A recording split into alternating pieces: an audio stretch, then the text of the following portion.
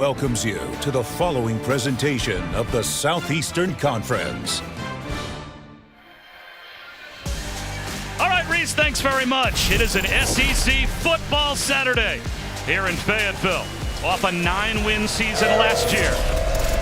Off a win against a ranked team on opening day in Cincinnati. They are believing here in Arkansas as we welcome you to college football on ESPN, presented by Marathon. It is the SEC on ESPN. It's the SEC opener for both Arkansas and South Carolina. Hi again, everyone. Bob Wischusen here with Dan Orlovsky. Chris Budden will join us in just a moment. There's some Sam Pittman energy in this town and in this stadium. That win last week, you could tell, really started to get this fan base excited about this season. Having said that, though, they're equally as excited in Columbia about their new quarterback. Spencer Rattler, the quarterback that transfers over from OU, can throw it with anybody in America. And that's a bold statement because this quarterback class for college football is loaded. Goes to OU, there's some highs and lows. And Lincoln Riley, his head coach, decides to leave, so he wants to go to a new place with a fresh start. Links up with an old coach of his, Shane Beamer, on the road.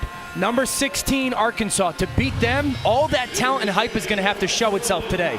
And Chris Budden down on the field. You spoke with Spencer Rattler this week. He did, and he told me he's at peace with everything that happened at OU. He's grown mentally from that situation. Shane Beamer told me he didn't come in demanding respect. He had to prove it to his teammates. He would go in, they gave him very physical workouts in the weight room. He did it, and he got past it. He earned the respect, so much so that his team voted him a team captain, Bob. And Dan, what do you think that means to a team when a quarterback could come in and quote-unquote big time them and does the exact opposite as one of the guys the moment he walks through the door? You prove to your teammates that you don't think you're more important than them. Listen, there's not many things in life that are going to humble you more than being benched as a starting quarterback for a top 5 program like Oklahoma. He's got a fresh start, a new opportunity to show the type of player and person he is in Columbia. Well, Arkansas won the toss and deferred, so we will see that South Carolina offense to begin. And it will be a touchback to start. Well, Spencer Rattler began coming out of high school with all of the accolades that you would want. The junior quarterback was the #1 dual threat QB in America in our ESPN 300 back in 2019. And in 2020, lived up to the billing, leading the Big 12 in the top statistical categories last season. Losing his job to Caleb Williams led to the transfer. He is now reunited with Shane Beamer, who at one point, of course, was an assistant on that Oklahoma staff. And he's out there with Marshawn Lloyd to his right. Rattler, quarterback keeper on first down, and he picks up about 8 yards. And Dan got off to a good start last week against Georgia State. Yeah, a really talented player. I mean, when I told you that he could throw it with anybody in America, I mean it. They got to do a much better job of protecting him today. He's got to trust that protection, but I'm excited to watch him play 4 quarters today on the road.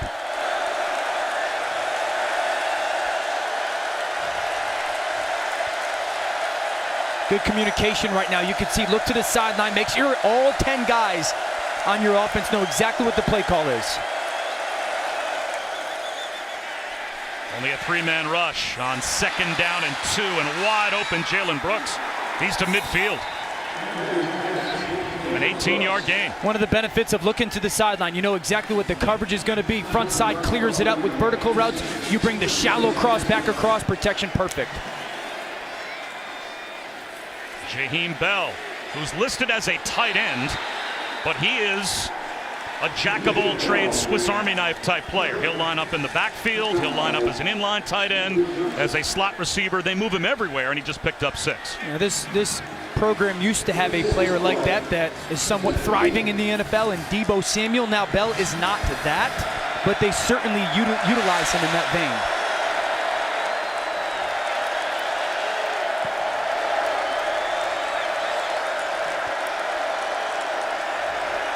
Go. You see hand signals, nonverbal communication. Very good job by Rattler controlling everything. A 5-man rush. It's picked up. Rattler bottled up, and he goes down at the line of scrimmage. Nowhere to go as the pocket collapsed, and eventually Chris Paul brought him down. It'll be 3rd down. There's this pressure. Good pocket, climbs up. Decides to leave the center of that pocket. The coverage is there on the back end for Arkansas. Nowhere to go with the football. Now you're in a situation 3rd and 4 offensively. They're somewhat in field goal range. I think the chains were mismarked on the sideline. And now before this 3rd and 4, the officials trying to get the chain gang organized.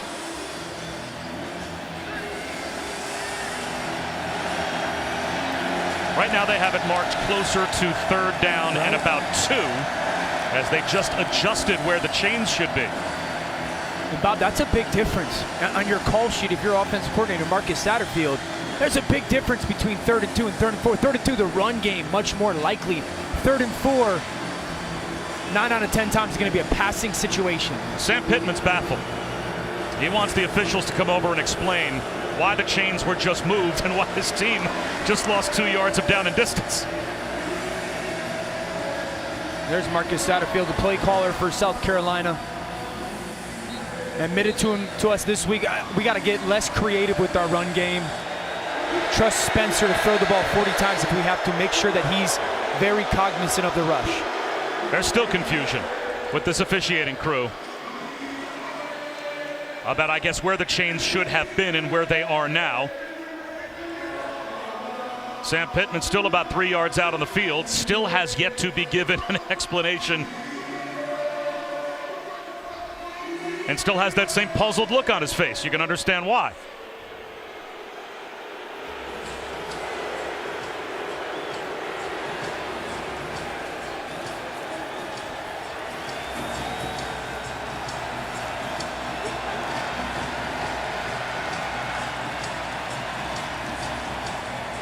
And now they are moving the chains back to where they should have been to make it 3rd down and 4.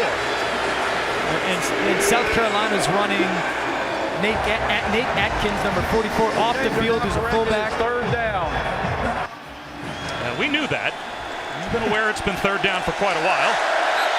And now we're back to where we should have been in the first place. Empty backfield, 5 wide on 3rd down and 4. And Rattler with a look over again. Find your man-to-man matchup. One safety in the middle of the field. This is about my guy better than your guy. Hobbs show blitz. They will bring 5. Rattler out of the pocket. Flag down. Gets to the sideline. Fires a bullet. Incomplete. Josh Vann, the intended receiver.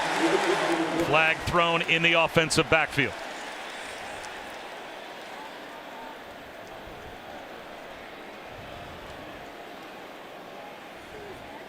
It's going to go against South Carolina. And I'm sure Arkansas is going to decline. Make it 4th down and 4 at the 43-yard line. Oh, no, let's see if Sam Pittman takes the yardage. Foul, hands to the face on the offense, number 52. 15-yard penalty from the previous spot. Replay, 3rd down. And that's probably why, Dan, a 15-yard penalty rather than 10, you take the yards. Yeah, because then you're not going to be nearly as pinned back. But see the punch by the left tackle, and then there's that hands to the face. A little bit of, I mean, I'll be honest with you, a little bit of back and forth between Nichols and Zach Williams there. I kind of thought like Zach Williams also had his hands underneath Nichols' face mask as well, but that 15-yard penalty now, 3rd and almost 20 yards. You get off the field if you're Arkansas, and you're going to have a much better opportunity to get a punt return. Nothing special here, Spencer Rattler. Wants the screen. He's got it set up, but it's dropped. Christian Beal-Smith couldn't hold on, and he wasn't going anywhere, even if he had caught the football. His bumper pull was right there. The penalty hurts the drive. I honestly believe the lack of knowing what it was at 3rd and 2 or 3rd and 2 or 3rd and 4 by the officiating crew kind of stalls a little bit of the offensive momentum that South Carolina had. Credit Arkansas getting off the field on that 3rd down with their blitz package. But it just felt like their momentum offensively with their tempo stalled them out a little bit. Kai Kroger. And that is a wobbly shank out of bounds. It's going to give Arkansas terrific field position. The left-footed junior knocked it out of bounds. And here comes KJ Jefferson with great field position. Tremendous college quarterback. Started off hot last week. You saw him distributing the ball to his tight ends.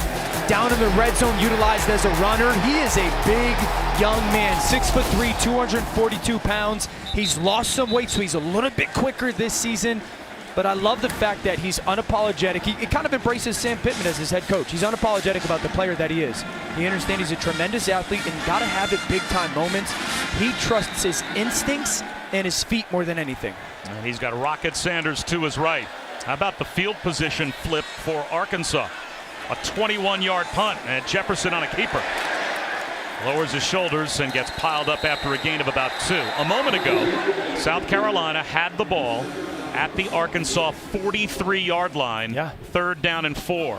Arkansas starts this drive now at their own 37 after a 15-yard penalty and a 21-yard punt. That's a great point. They're basically starting where South Carolina had the ball on 3rd down. Rocket Sanders into the secondary.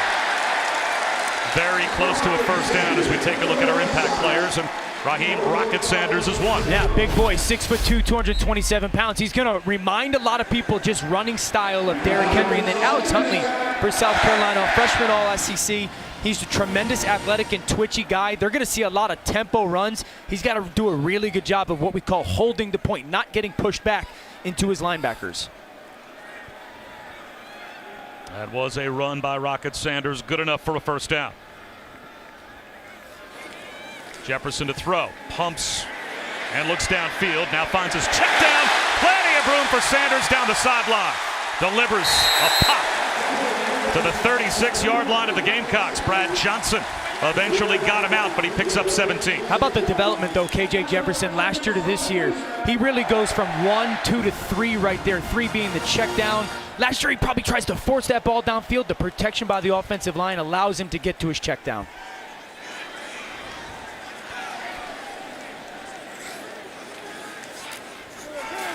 Straight quarterback keeper, a gain of a yard.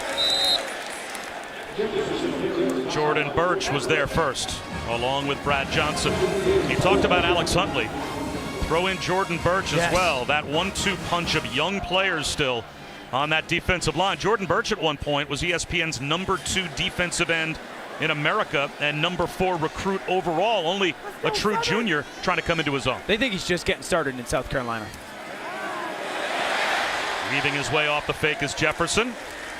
Picks up 5. So 3rd down and 5 for Arkansas at the South Carolina 31. You got to like South Carolina defensively right now, just getting bodies to the football, population to the ball when KJ Jefferson has a ball carrier. 3 quarterback keepers on the first 5 snaps. Here's a handoff to Sanders. Good enough, it looks like, for another Arkansas 1st down. This is what they do, right? Even on 3rd down and 5+, the run game is every bit as much a play calling possibility as the pass game. And the offensive line for them does such a great job of staying shoulder to shoulder and just trying to dent the defense in their zone scheme. Rocket Sanders again. Tough to get on the ground. All the way down inside the 15-yard line. He broke at least 3 tackles. Type of runner that he is. Just watch the vision, okay, watch the patience, vision, and now watch the right arm come in. Just get off me right there, that little chicken wing shove. That's the type of violent kind of runner that he is. Very strong in his lower half, does a really nice job of setting up his blocks, and stays physical through the run. And Dan, that's one of your impact players, Alex Huntley, down for South Carolina. We'll step aside.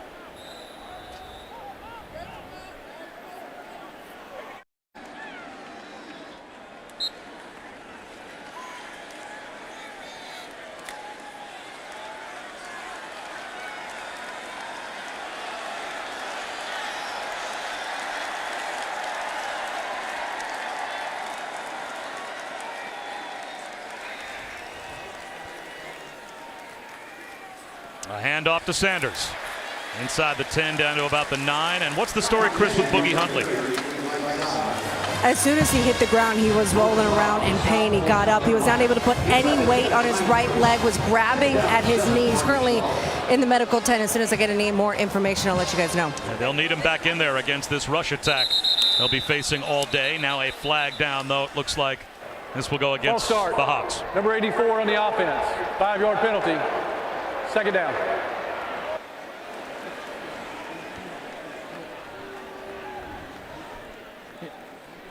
You know, Bob, I use this phrase, dent the defense. When it comes to the run game, we often hear it called changing the line of scrimmage. That's really what's going on with Arkansas's offensive unit. Those 5 guys up front, Stromberg, Limmer, Wagner, Latham, Jones, they are denting the defense. I mean, we're snapping this ball here at about the 13-yard line. In their run game, just watch the South Carolina unit get pushed back. Good motion, good change of formation. They're trying to get to the exact leverage and numbers that they want. It's Trey Knox that trotted over from the left side to the right side. Instead, on a slant left, Jefferson is able to connect. Jaden Hazelwood down to about the 6-yard line. That's the first true forward pass of the day for Jefferson. The only completion earlier was a check down to Sanders. Brings up a big 3rd down just outside the 5. An end around. South Carolina tries to stretch it out, and they do. Hazelwood gets knocked out just inside the 3-yard line. Looks like he's just short of the line to gain. Yeah, great eye discipline by South Carolina defensively. E-man worry in for R.J. Roderick does an awesome job of staying where he's supposed to be zone-wise and finishing to the ball. An official on the near side seemed to signal 4th down, but they're going to run the chains across after they respotted the ball just to make sure. And this is now very close. I mean, either way, if it's 1st down, you got the opportunity to get 4-down territory for Arkansas.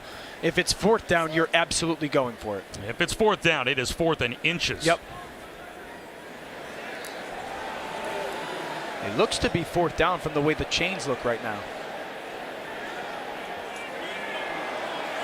Oh my gosh, that's close. It is indeed 4th and inches. You'd probably categorize this in the category of easy decision. Yeah, probably the easiest team no for doubt. Arkansas. Yeah. Could you imagine Sam Pittman sending the field goal unit out? He told us last week he got booed on 4th down and 2 near midfield in the opening game of the season. And Bob, this is one of the reasons why you feel comfortable. I mean, this is the biggest backfield starting quarterback and starting tailback in college football, 469 pounds. Easy decision for Arkansas offensively. Big-time dominant offensive line. You can hand the ball off, or you can treat KJ Jefferson as another ball carrier himself. And don't forget, last week they were down there and they did the little fake quarterback run pop pass over the top, so it forces the defense now to be really disciplined in their eyes and their responsibilities. Quarterback sneak, but the whistles blow the play dead as Jefferson snuck the ball forward, granting a timeout from the South Carolina sideline. Prior to the snap, timeout, South Carolina. They're first. So we'll step aside as well. 4th down and inches when we return.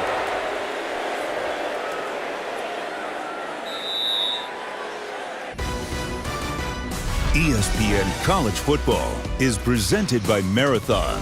Get the most out of your drive. Talk about a perfect day to be a Razorback fan or a college football fan in general here at Fayetteville. Terrific atmosphere as we return midway through the 1st quarter. 4th down and about 6 inches inside the 3-yard line for Arkansas. Now, South Carolina got the timeout. It was quarterback sneak before the timeout.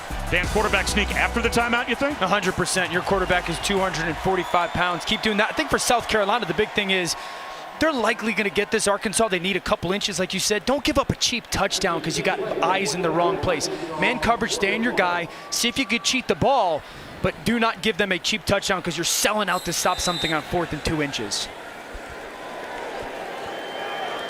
By the way, that tailgate sausage looked incredible.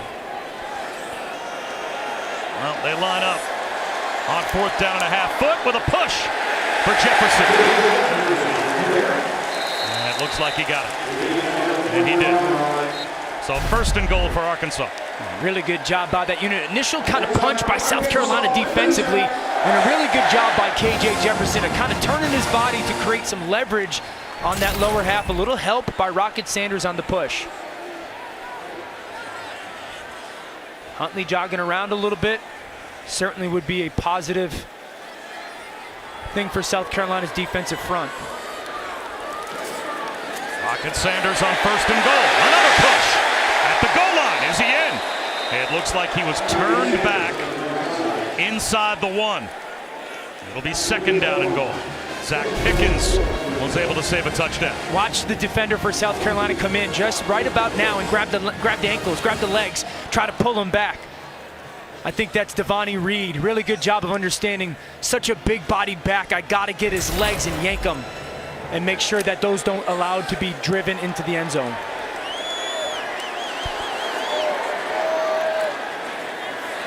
Another try for Rocket Sanders. This time he's in. There's a touchdown for Arkansas to open the score.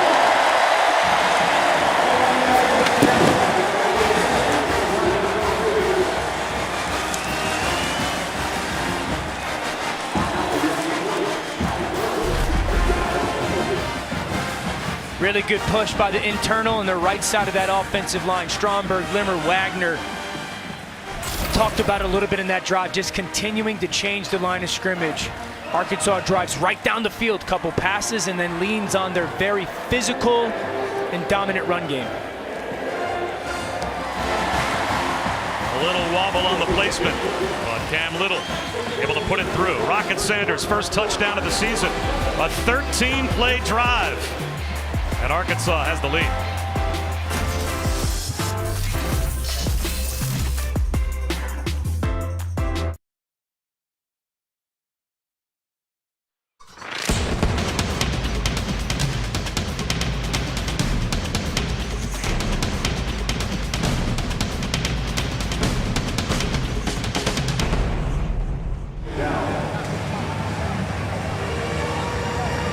SEC opener for both Arkansas and South Carolina.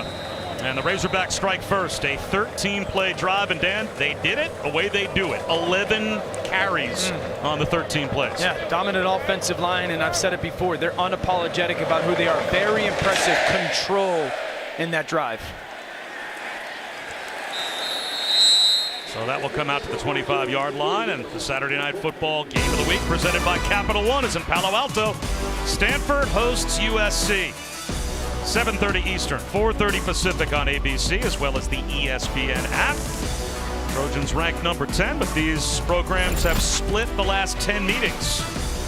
And Caleb Williams, he's got a new home as well. The two Oklahoma quarterbacks, two different programs. They looked fun last week, though. Really exciting on offense. Caleb Williams is a guy that, even with the transfer, he's trying to prove to the NFL as well that he is worthy of a first-round pick. Being linked with Lincoln Riley will absolutely help his cause. Followed his coach out to Hollywood. Spencer Rattler, well protected from the pocket. He's going to take a shot right down the middle of the field. Broke it up, intended for Amari Brown.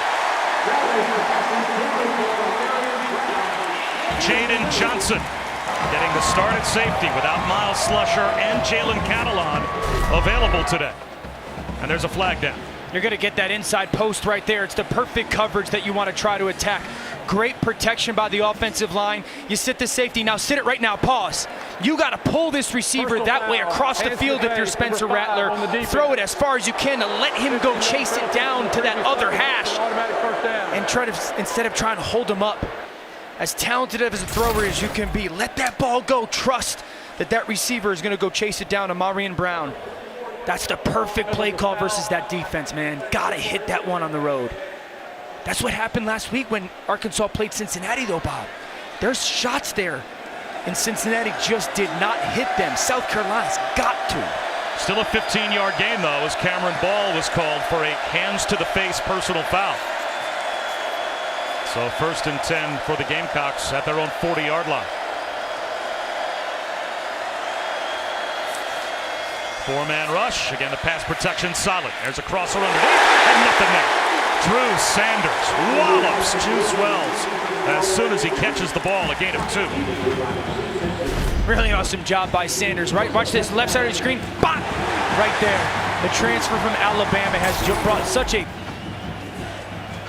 positive energy and dominant mindset to this defense. Utilized as a little bit of a blitzer, but really nice job in coverage there. We talked to Bumper Poole yesterday. He said about Drew Sanders, he looks like a guy that came from Alabama. He's got that Alabama football look. They don't say that about you. Well, they do at the media buffet.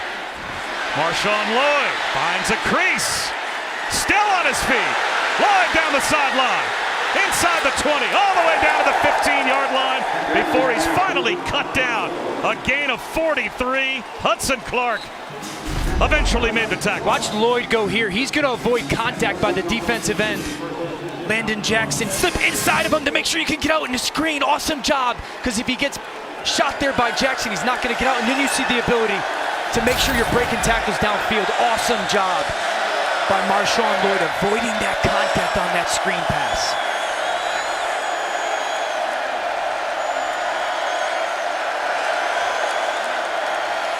Rattler, screen, set up for Lloyd to the 10-yard line. Picked up 4.5. Cameron Ball made the stop.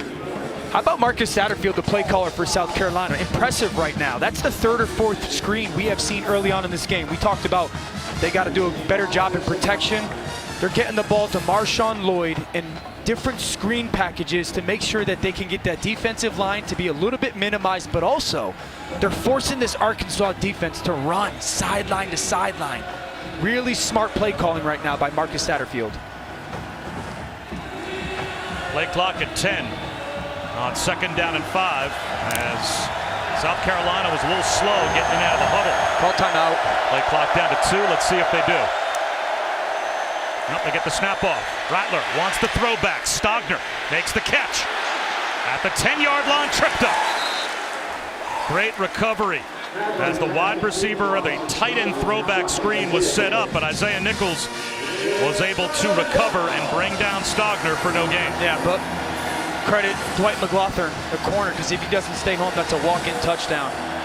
3rd and 5. These are oftentimes in the red zone. You're anticipating man coverage, and then who's my guy? Who do I think could win on a one-on-one matchup? You're thinking potentially Jaheim Bell or Austin Stogner, the tight end who just caught that screen pass.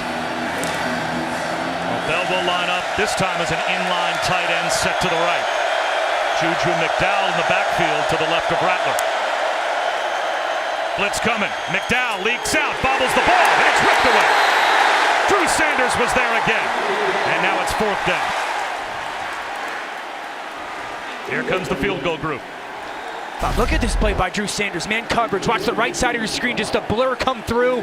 He's got that back in man coverage. He runs over the top of the picks. And then right there at that ball is trying to get completed to McDowell. Really good job by Rattler getting it out. McDowell getting his hands around, or his head around. But that's just a big time play by Drew Sanders. 2nd of that drive. Here's Mitch Jeter from short range, 28 yards away. And that gets South Carolina on the board. Arkansas gets a stop in the red zone, though. They've got the 7-3 lead. 3.5 minutes to go in the opening quarter. And again, we send it back to Matt Barrett. All right, guys, happy Football Saturday week 2. So much to take in across our networks. Penn State over on ABC. North Carolina, is there going to be drama with them again today on the road? You see Sam Hartman. Welcome back to him. He is back in for Wake Forest. They lead early. In Miami, trying to go 2-0 in the Mario Cristobal era. So much football to take in on this 2nd Saturday of the season. And here with Dan Orlovsky, I'm Bob Wischusen. Chris Budden down on the field. And Shane Beamer, who just watched his team march all the way down to the 10-yard line. They stall there and have to settle for 3.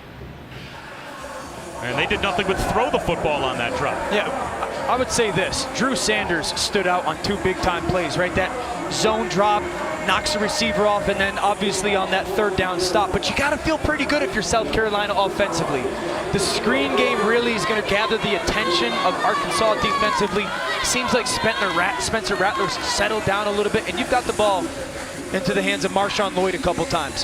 Feel good if you're South Carolina about that drive and getting points. That's Harper Cole back deep to receive along with A.J. Green.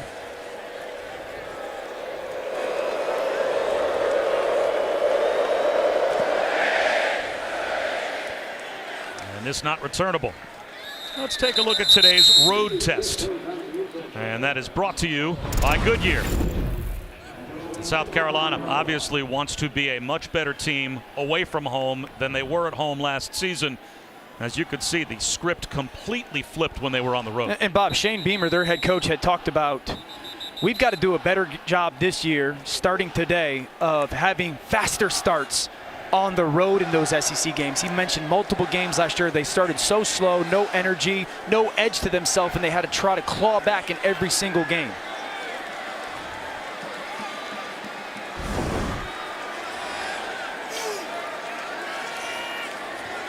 Looks like some miscommunication. Hazelwood's trying to confirm where alignment's supposed to be. And instead, it's a straight-ahead handoff to Sanders. Cut down after a gain of about 2.5. Down to Chris. Alex Huntley down here with his helmet on and a knee brace on the right knee. The team has confirmed to me that it's a knee sprain. He was running. Told the trainer that he's good to go, but right now on the sidelines. Well, we'll see if Boogie Huntley gets back on the field. Sanders again. Well, look at that pile move. That's just the offensive line for these Hogs changing the line of scrimmage. And a big 227-pound running back getting in behind them. Yeah, see the push? I mean, they're 2 or 3 yards down the field, and this is a good defensive line for South Carolina. On second down and short, Jefferson, quarterback sneak and then some. It's an easy first down. You know, it's interesting. This offense, they play with tempo. And so a big thing for this offensive line is communication. Who do we have in our zone scheme, right? We're always stepping to a certain area or place. But that's hard when you're playing so fast. It's important for them to communicate, get their spots, and just make sure they're going to the right location. Nowhere to go this time for Rocket Sanders. Forced back inside by Jordan Strawn. And he was there to help on the stop.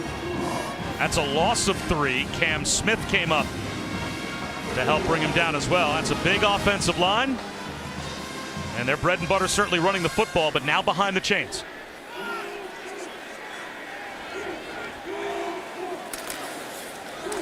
Jefferson to the sideline. Little turnaround catch made by Warren Thompson. Third down and 3, a gain of 10. Yeah, a little ball fake to make sure that that secondary just steps down towards the line of scrimmage. You create that one-on-one for Thompson. Ball comes out on time in the right spot for KJ Jefferson. Now you're back to where run game is an option for you. Still no Huntley on the sideline. Slipped out to the flat. Hazelwood brought down near midfield. Let's see if they give him the first down line to gain, and they do without measurement. They say you reach the ball out, and it is a first down for Arkansas. You see that little motion that they did with Hazelwood, though? He catches that ball right into the flat. That left arm keeps him up. It looks just maybe a half ball short. They're going to give it to him. Really good design. Pump fake by Jefferson. The FSU transfer, Warren Thompson again. And he is lassoed out of bounds.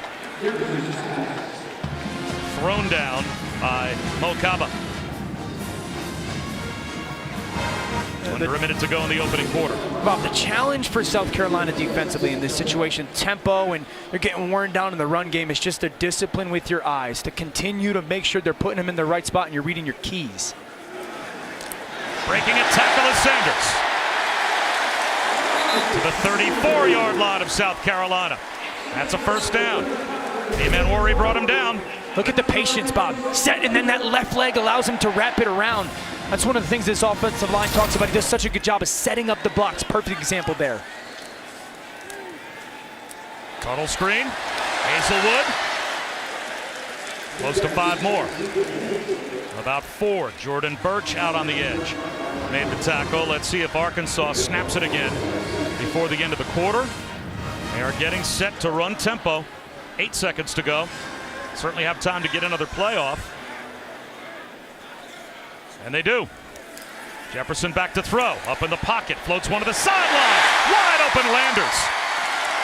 It'll be a first down in the red zone to start the second quarter for the Hogs.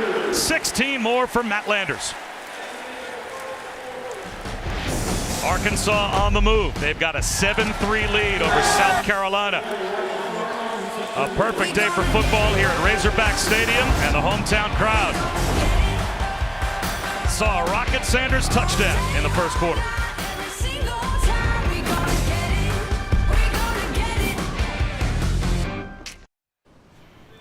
Welcome back to the SEC on ESPN.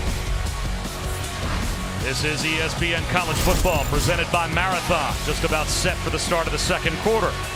And the Razorbacks on another march. They've got a first down in the red zone. Spencer Rattler right now being kept on the sideline by KJ Jefferson. A 13-play touchdown drive got Arkansas on the board, and this is the 11th play of a march that takes us to the second quarter. A bullet to the sideline. Getting wrapped up is Matt Landers and thrown down by Cam Smith. Cam Smith is a heck of a football player. Really good player, All-American candidate. He's a phenomenal playmaker on the perimeter for them. He's got really good change of direction, good speed. Likely going to be a first-round pick in the NFL draft. He can play inside, he can play outside. On second down, it is Sanders with speed. Cruises into the end zone untouched. Hard to lose track of Rocket Sanders, but it seemed like the Gamecocks did. An easy Arkansas touchdown. His second.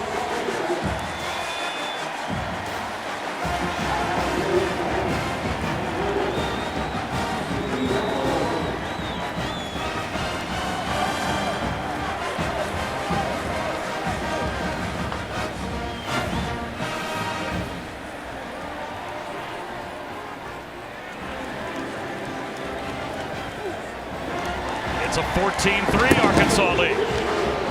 The threat of a running quarterback has such tremendous impact on a defense. I want everyone to pay attention, okay? So as this offensive lineman steps down and the ball comes this way, watch both of these defenders for South Carolina. Step down. Now look at both of these guys get left inside. The ball for Spencer Sanders gets driven outside because they're just hanging on KJ Jefferson's potential to run. The tackle steps down, the defensive end squeezes. They pay attention to KJ for one step. Sanders is fast enough to get the ball out on the perimeter, and it's a walk-in touchdown.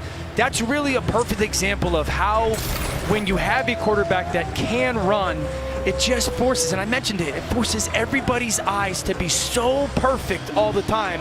If you're wrong one step, you lose. Well, last season, 4 different players cracked 500 yards rushing on the season for Arkansas. That's the first time a team has done that since 1975. And KJ Jefferson, the quarterback, was their leading rusher. Yeah, and they do a great job of utilizing him really in situations too. He's much more of a red zone and scramble runner than a designed, hey, first down at the 40-yard line, we're going to give it to you. But he's really good with his decision-making in the run game as well. Let's head back to Matt once again. All right, Bob, got a developing story in Texas, Alabama. The Longhorns have done a great job moving the ball on Alabama early, but watch here. Quinn Ewers forced down in the pocket. Dallas Turner flagged for roughing the passer. Here's the story. Ewers out of the game with an apparent elbow injury. We'll keep you posted. Hudson Card now in at quarterback for the Longhorns. You're a 3-touchdown underdog to Alabama, and you lose your quarterback. Tremendous talent too, that is right? tough, yes. But their backup, Hudson Card's played a bunch of football for them, certainly under Steve Sarkisian as well. So you got to feel good that he's at least got experience.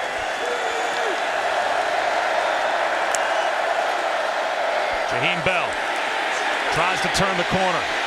Strung out nicely by that Arkansas defense. And again, look who's on the spot to make the tackle. It's Drew Sanders. A loss of 2. Just watch the flow of the defense. Look at everybody. Keep leverage. Outside shoulder. Outside shoulder. Awesome job by everyone. There's 42 to finish it off. Really good job by Jaden Johnson defensively, who's stepping in a little bit for Slusher and Catalan being out. But that's the exact example. You used the phrase, Bob. String it out. Keep that outside arm free and allow the guys from the inside, the back people, run to the football.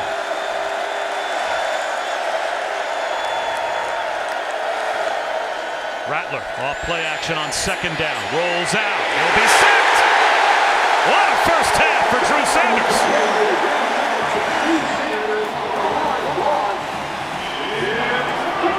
What a big-time play by 42. Watch him here and the burst that he has to the football. It's a little bit of sprint out. Look at the patience, step, now go. See the speed that he collapses through. Nowhere to go with the football for Spencer Rattler. Man, he has become a big-time football player. 6'5", 230 pounds. Utilized as a pressure guy last week, and he has totally changed this Arkansas defense. The Alabama transfer with his second Arkansas sack. Third down and a mile.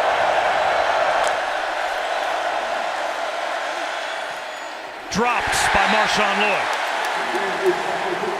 And Arkansas with a 14-3 lead might get excellent field position as South Carolina will be punting from deep in their own end. But I would say this, man, with the transfer with Drew Sanders and the player he's looked like in the first 2 games, we're having a conversation that Arkansas could have one of the best linebacker duos in all of college football. Bumper Poole, who's played thousands of snaps at this program, and then Drew Sanders, who's come in and just brought some athleticism. 3 starts last year at Alabama, big-time player.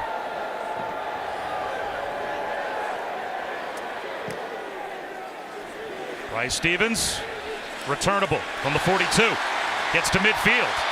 Great field position for Arkansas, depending on the penalty marker that was just thrown. He was brought down at the plus 42 after a 43-yard punt, but have to check the marker. Even if this goes against Arkansas, it will still be excellent field position. I think it's gonna. I think you're in the middle of blocking. You're gonna get a little bit of a face mask pull.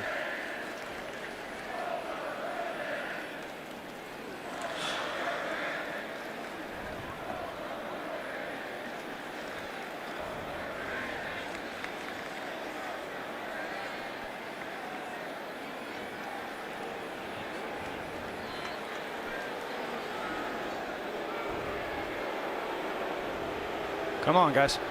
During the return, personal foul, face mask, number 4 on the receiving team. 15-yard penalty from the spot of the foul. First down. So that will cost Arkansas 15, but they've got the football and a 14-3 lead. The 2 head coaches in this game today, Shane Beamer and Sam Pittman, crossed paths as part of their coaching histories on Kirby Smart's staff in the 16-17 seasons.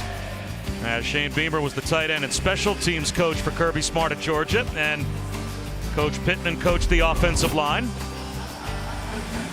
to the point that Sam Pittman, for his special teams coach, hired Scott Fountain, who at one point was the analyst for Shane Beamer when he was the special teams coach. So want a little of that Beamer DNA in his special teams rooms as well. And why not? Good field position, and Malik Hornsby, the backup quarterback, but again, a very versatile player and a guy who might have receiver in his future as well for Arkansas, is able to pick up close to 8. Highly athletic player. Same play they just scored the touchdown on. Little counter inside, toss to Hornsby. Speed to the edge. He's got a first down to the 45-yard line of South Carolina.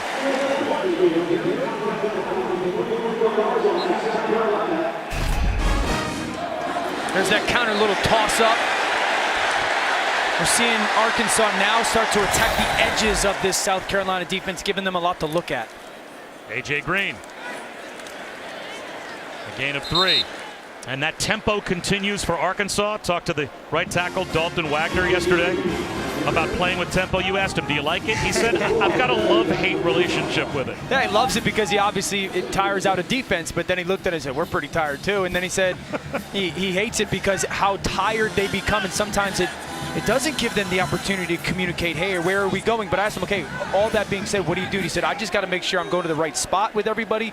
And then if there's a body in my cylinder, meaning my frame, shoulder to shoulder, I hit it. Shovel pass. Up the middle, Trey Knox. And he gets spun down a couple of yards shy of the first down.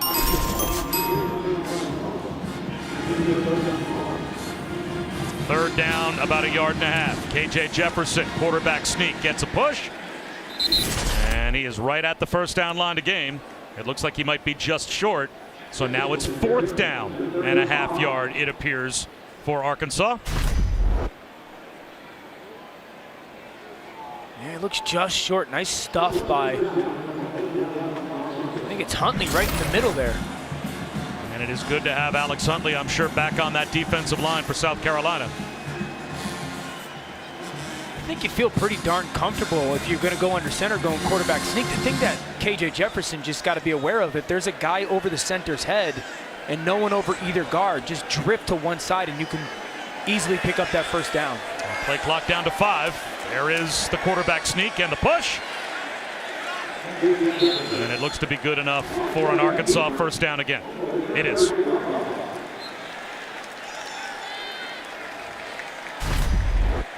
There's that push. Rocket Sanders from the back again. KJ Jefferson doing an awesome job of just keeping his legs driving. He gets it by about 6 inches.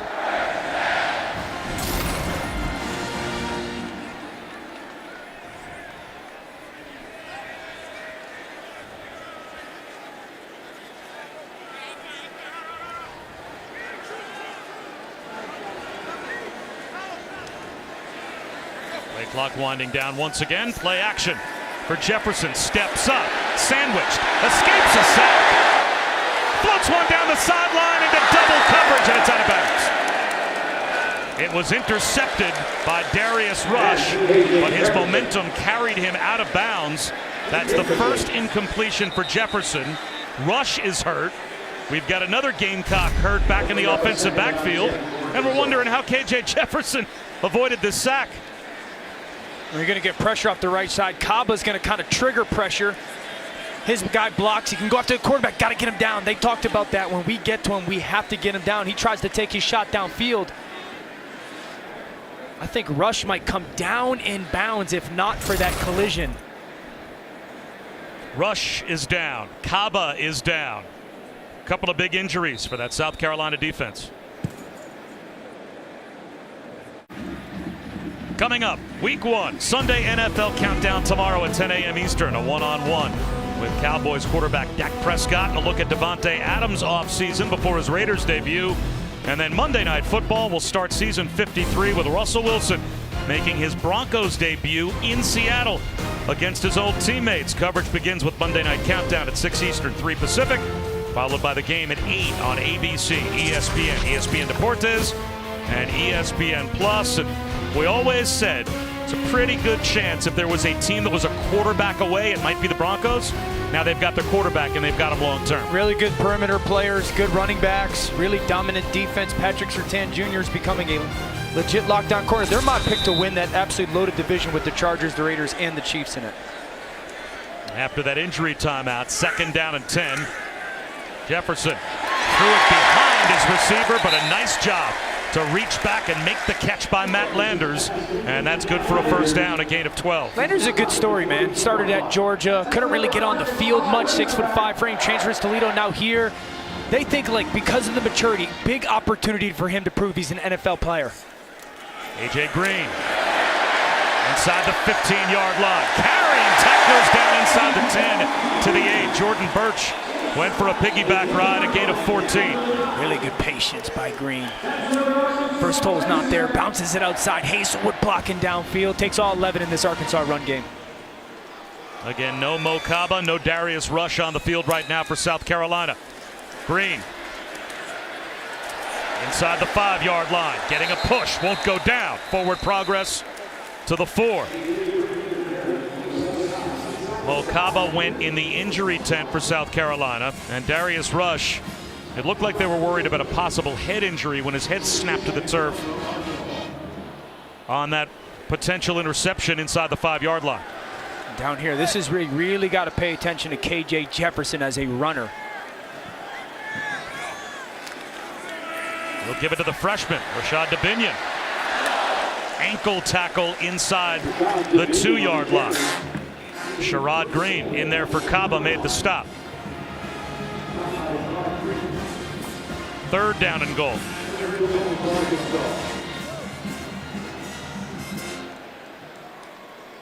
Third drive today, Bob, that's gone over 5 minutes for this offense. Just wearing down this South Carolina perimeter.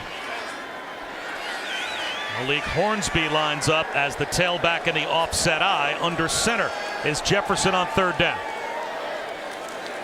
Counter handoff, up the middle goes the freshman DeBinion into the end zone for his first Arkansas touchdown.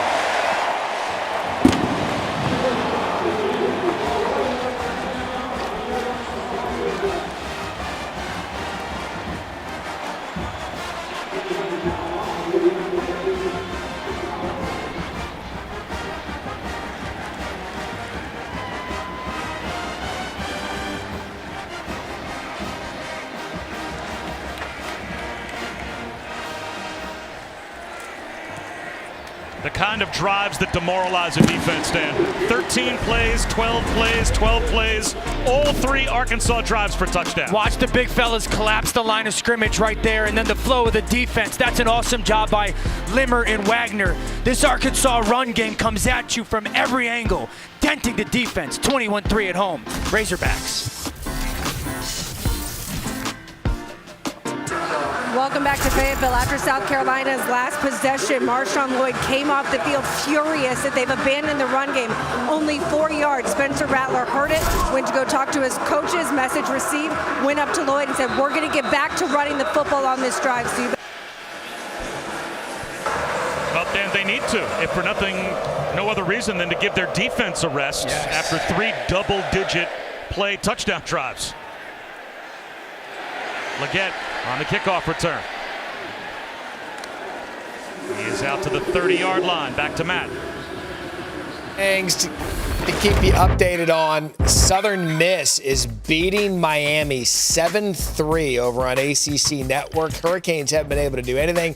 Penn State, as expected, having their way with Ohio. Kansas State, Missouri over on ESPN2. And Vanderbilt, Wake Forest. Sam Hartman looks good early. They're up 21-10 on SEC Network. All right, Matt. 21-3. The hold dug by South Carolina. And to Chris's point, they will start off this drive with Marshawn Lloyd carrying for a couple. Latavius Brini came up to make the stop. I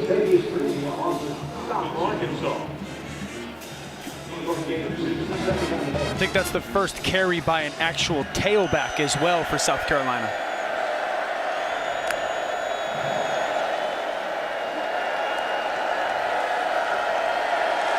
I mean, they should run this to the field. Down to the bottom of our screen, we're looking at Bumper Pool, big-time linebacker. They've got some leverage if they want to run the ball towards this way offensively.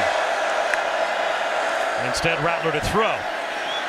One-on-one down the sideline. Overthrows his receiver, Josh Vann.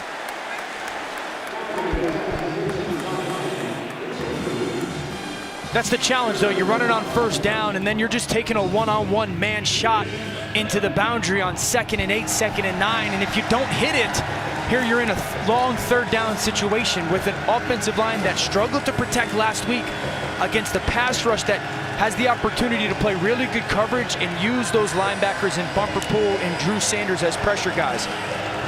Here's Sanders right here. There's Bumper Pool. And here's Sanders as a stand-up linebacker, potential pressure man. And the pressure, get home on 3rd and 8 or with a protection hold up. Play clock got down to 0. They barely got it off. There's a shot up the seam. Incomplete, flag out. Exactly what South Carolina needed. Amarian Brown ripped down by Dwight McLaughlin. This will be pass interference.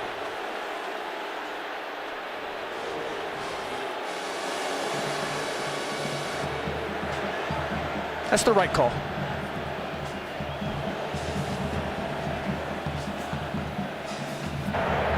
Pass interference on the defense, number 3.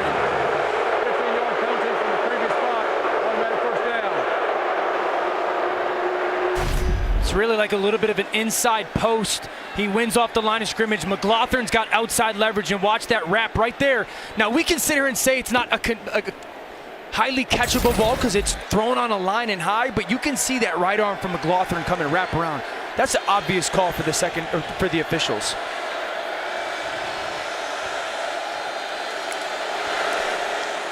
Juju McDowell thrown down by Bumper Pool, but still picked up close to 7.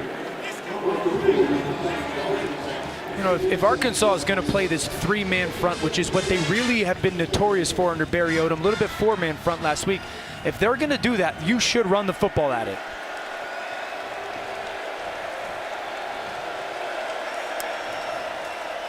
McDowell again. First down and then some. Tackled by Drew Sanders, but not before picking up 14 more yards for South Carolina. But Barry Odom loves these 3-man fronts because of the multiplicity of off-the-ball stuff right there in the middle. Last week they played a little 4-down versus Cincinnati. If South Carolina's going to get this, be disciplined in your run game.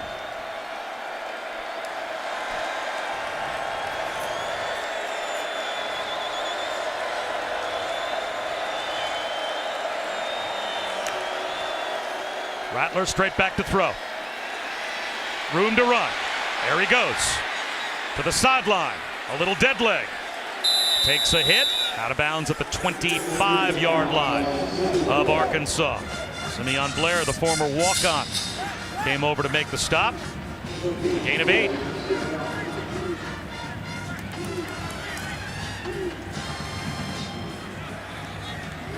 Run the football. Allow some double teams for your offensive line.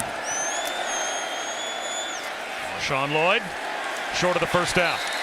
Driven back inside the 25-yard line after a gain of 1. So 3rd down and a yard and a half. 5.5 minutes to go before halftime. And Dan, this feels like a drive where the game almost hangs in the balance for South Carolina.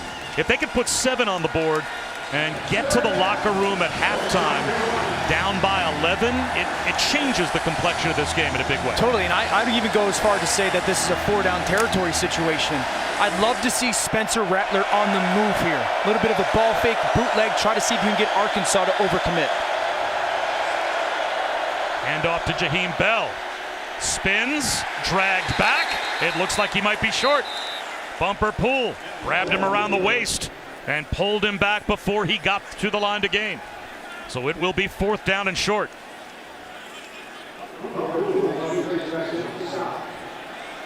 And this is an immediate call from Shane Beamer. They're going for it.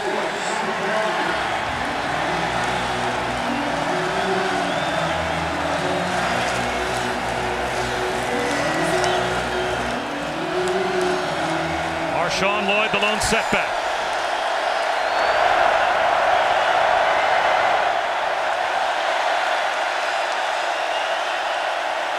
Straight ahead handoff. He's got it.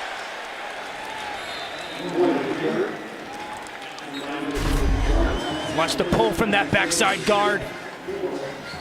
Lee and just kind of gets up into that hole, and I love the fact that Lloyd just followed that big fella. No dancing, understand the situation, just needed to get 1 yard. Now see Arkansas now is a 4-man front. So now I can understand a little bit of the RPO game if you want to put Drew Sanders in a little bit of a bind. False start, 79 on the offense. 5-yard penalty, 1st down.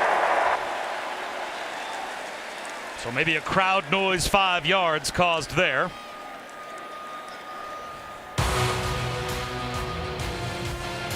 Big change in the main event for UFC 279 tonight in Vegas. Hamzat Chimaev missed weight. Tony Ferguson will take on fan favorite Nate Diaz. Chimaev now takes on Kevin Holland in the co-main. The main card begins at 10 Eastern. Pay-per-view with the prelims on ESPN News at 8 Eastern tonight. 1st and 5. 4-man rush.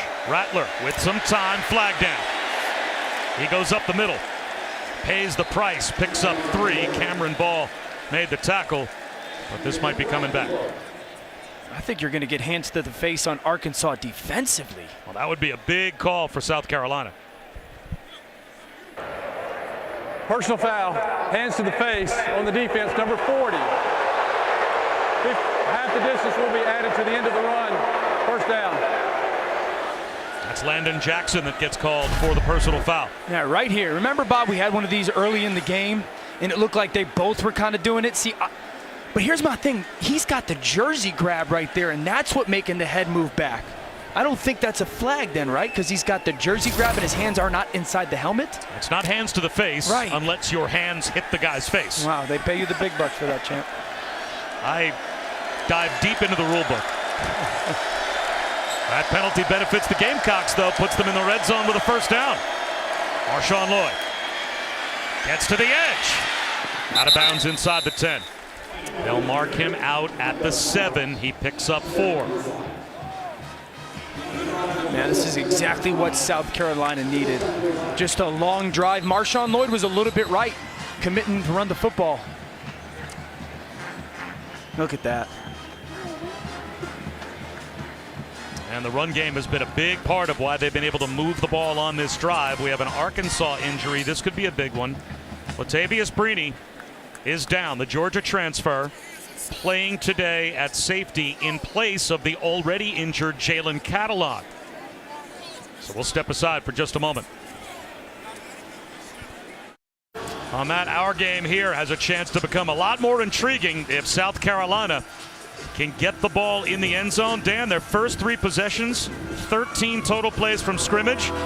They're about to run the 11th play on this drive alone, and they've got it 2nd down and 5 at the 7-yard line. Yeah, the big 3rd down pass interference call against Arkansas really kind of spurred this offense. I'd love to see getting 18 at Austin Stogner an opportunity here out of this bunch set.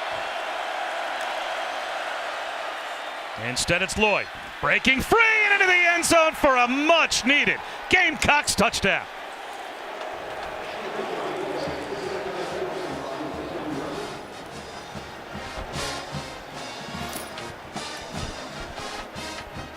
Well, it was Marshawn Lloyd, a furious rant on the sideline that Chris Button told us about, saying we have to run the football. They came out on that drive, got the tailbacks involved, and for the first time ran the football. And it ends up resulting in 6, possibly 7.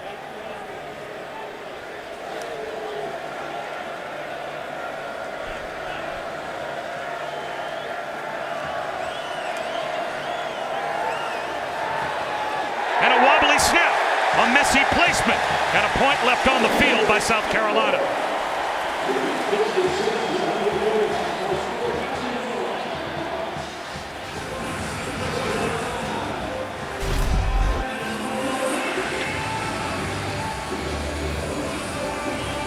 That bad snap kind of made him hesitate as a kicker, I would imagine. Look how good this is, offensive line. Okay, so we're going to collapse that side. Now watch, we're going to pull, and there comes Stogner as the lead through. Awesome job. Collapse, collapse. Now look at this. Watch Stogner find his way through this hole to make sure he can secure that block. Awesome job as the tight end gets through there. Lloyd, the patience with the push. How about that view right there? Stogner. That collapse by the right side, the double pullers from the backside. Lloyd with the patience, the big tight end knowing exactly he can climb up to the 2nd level. That's exactly what South Carolina and Shane Beamer needed, a really ball control offensive drive that gets into the end zone. But for Shane Beamer and a team that prides themselves on their special teams, they leave a point on the field. They had a surprise onside kick in the first half last week against Georgia State. Always have to have your antennas up when a Beamer's coaching a team, what might happen on special teams, but this one will sail deep. So let's take a look at our SEC Conference Spotlight, brought to you by T-Mobile. A 14-1 combined record. And LSU scratching their heads, wondering how they were the only loss with the way that game ended the other night. Shout out to Swagoo, Marcus Spears and Ryan Clark. My 2 LSU buddies had a tough Saturday night. Was it Sunday night with that missed extra point? Still not bad to go 14-1. Now, how important is this series for the South Carolina defense to get a stop before halftime and make the touchdown stand up? A draw play to Sanders. Right back to the ground and right back to picking up a first down with the rush attack for Arkansas as we go down to Chris. Bob, in South Carolina without one of their best defensive playmakers. Cam Smith walked off into the locker room. He did not have his helmet, had a towel over his head, struggled to even walk. And here's Jefferson taking a shot down the sideline, one-on-one, flagging. Landers the intended receiver. He was hand-checked. And this will be pass interference. O'Donnell Fortune was back in coverage. Remember, Darius Rush was lost for a brief period of time earlier as well. Pass interference on the defense, number 25. 15-yard penalty from the previous spot.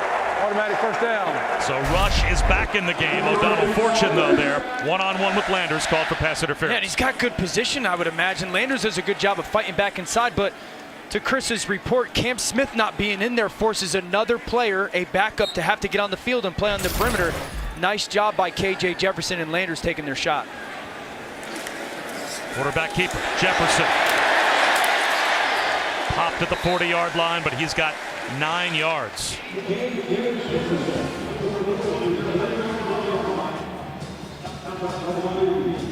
All the way back to 2012, the last time Arkansas scored a touchdown on their first 3 drives. And they're in business again. Possession number 4 here in the first half with 2 minutes to go before halftime. Jefferson, quarterback draw. First down. Still on his feet. Tough to bring down. Flag down. He's still up. Getting a push. Finally, the play blown dead at the 28-yard line of South Carolina. If it stands, it's a gain of 11, and he earned it. What a big-time runner. I think they might get a shot by South Carolina defensively here. Personal foul, targeting number 25 on the defense. The previous play is under further review.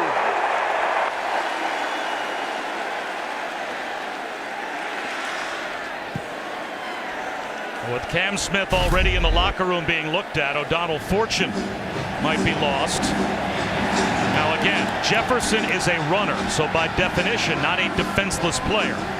So the only way that this can be targeting is if you rule that crown of the helmet. And it certainly looked like O'Donnell Fortune came in with his head down, although that looks like more side of the helmet than crown. And it looks like, I mean, to me, it looks like he's making the effort to try and turn and kind of get that shoulder in rather than that crown of the helmet being down to KJ Jefferson. I don't know, man. Since the fact that he's not defenseless, Bob, I mean, he's a 6'3", 240-pound guy you're trying to tackle as well. I can see why. Just at full speed, an official might throw his flag and say, I think that's targeting. Let's take a look. But KJ Jefferson, not defenseless. He's a runner there, obviously. And so I would think that this probably would be picked up. I don't think that is targeting by the definition. I don't believe that is leading with the crown of the helmet tackle. What an impressive run. After further review, there was no foul for targeting on the play. Result of the play was a first down. So it does end up being just an 11-yard hard-working carry for KJ Jefferson. O'Donnell Fortune stays in the game. That's the right call. 1:53 to go before halftime. But also a little bit of an example of, I mean, that is a quarterback running like that, and you've got 3 or 4 guys on defense throwing their bodies at him to try to get him down and unable to.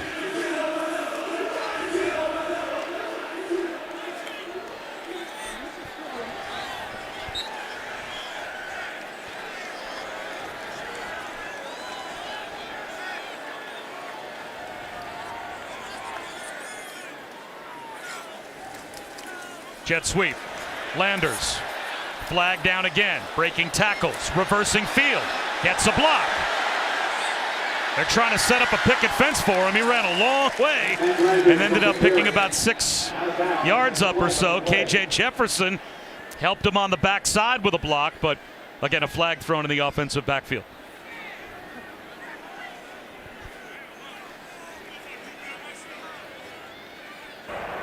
Holding, number 62 on the offense. 10-yard penalty from the previous spot. Replay, first down. So Brady Latham, the left guard, costs Arkansas 10.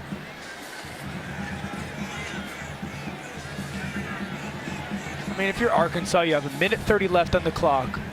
You have 3 timeouts. You're in absolutely no rush here versus the clock. You want to make sure that South Carolina does not get the ball back at all. And you're trying to do everything you can to do that while also finishing this drive off with the touchdown. So anything that you want playbook-wise is absolutely on the table for Kendall Bryce, their offensive coordinator.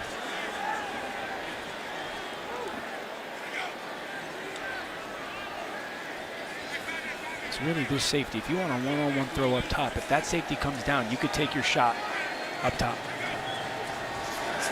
It's a 4-man rush.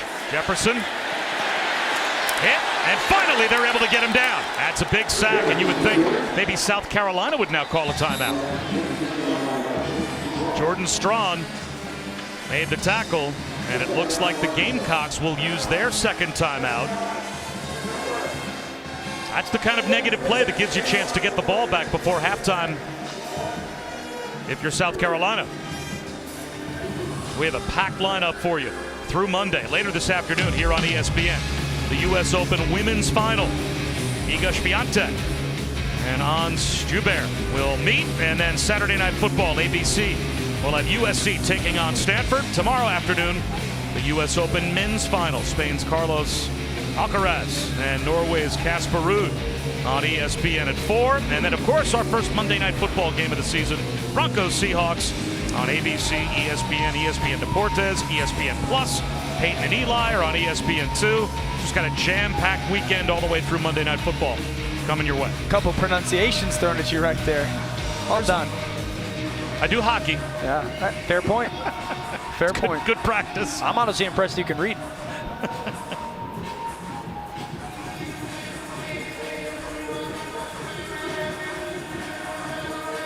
1:23 to go before halftime. And let's see how Kendall Briles now handles with one timeout still to be used by South Carolina these next couple of plays.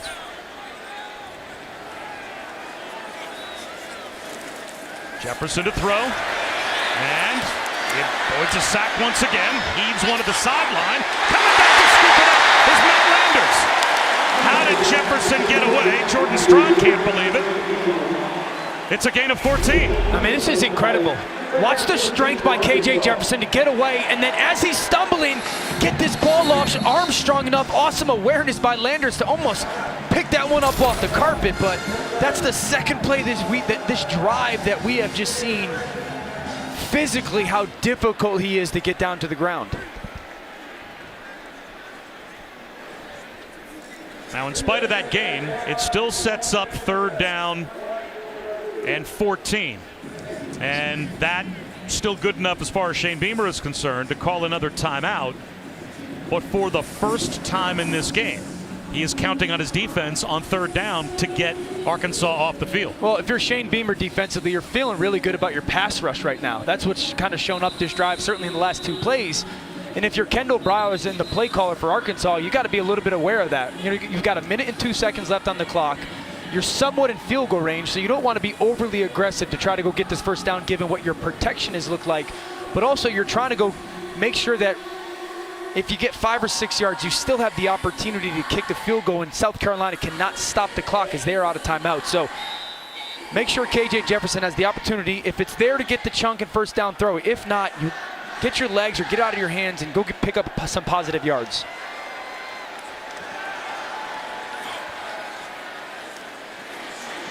Jefferson on the move. Tried to fit one into a tight window, and it was broken up. Darius Rush gets the pass defense on Warren Thompson, and that saves South Carolina a chunk of time as well. The clock stops with 56 seconds to go before halftime, and that will bring Cam Little out for a long field goal attempt. His career long last season against Mississippi State, 51. This one will be 50 even.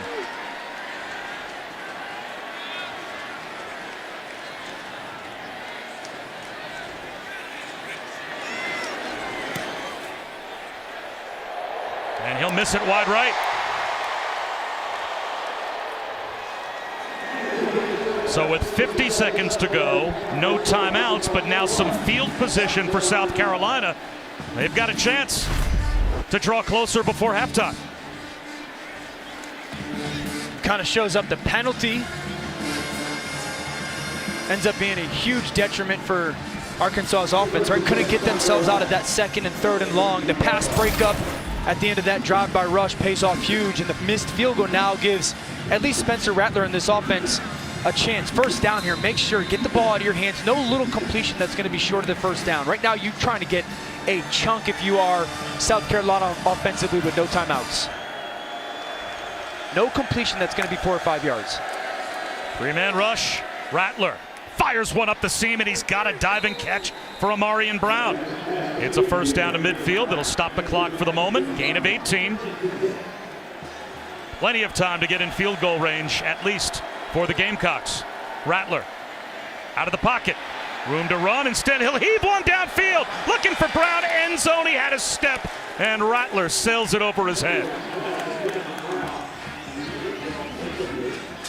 Bob, I actually like that decision by Rattler.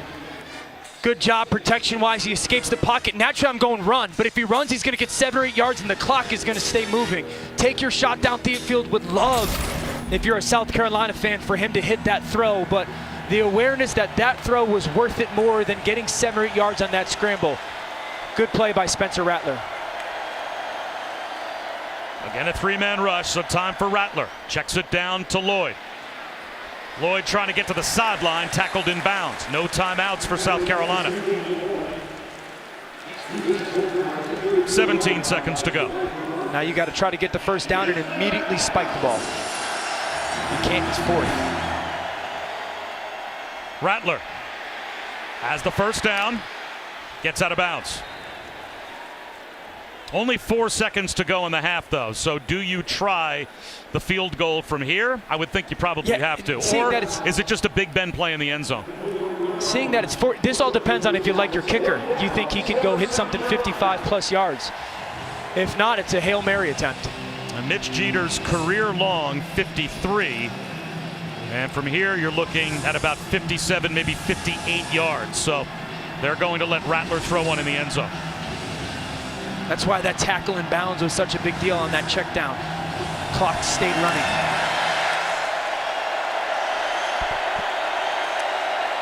Four Arkansas defenders all the way down at the 5-yard line. Rattler to the sideline, hit. The ball comes out wobbly, and that'll end the half.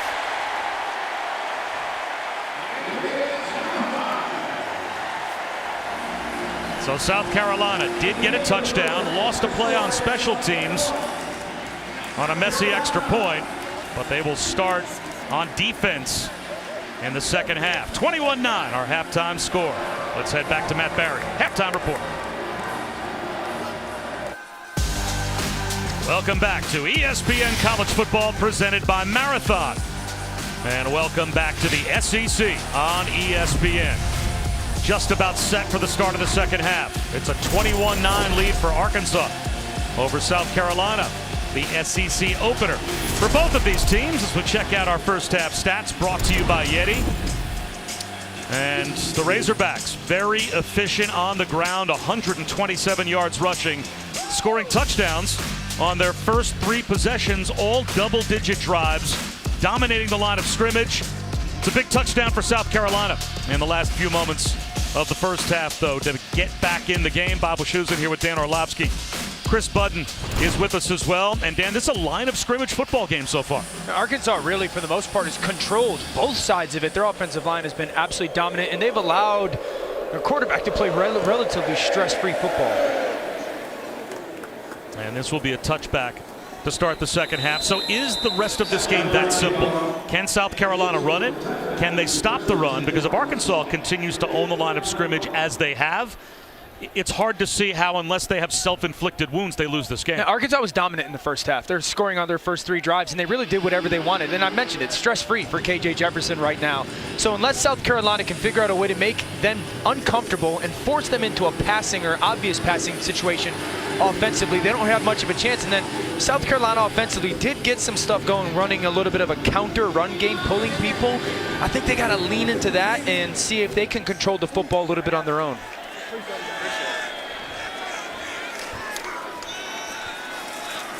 Sanders on first down.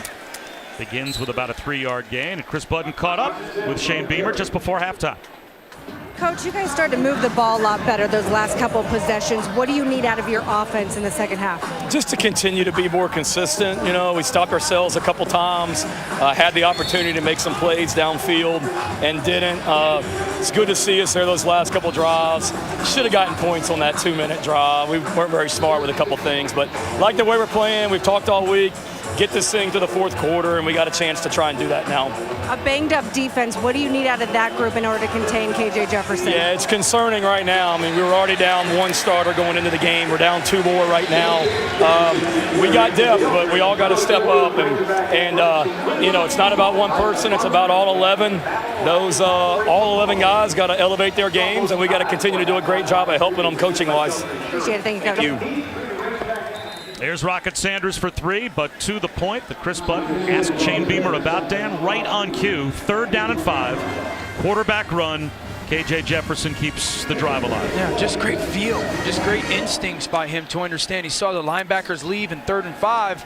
That's actually a pretty good situation for South Carolina defensively, and K.J. just too good of a football player, and he goes and gets that 1st down.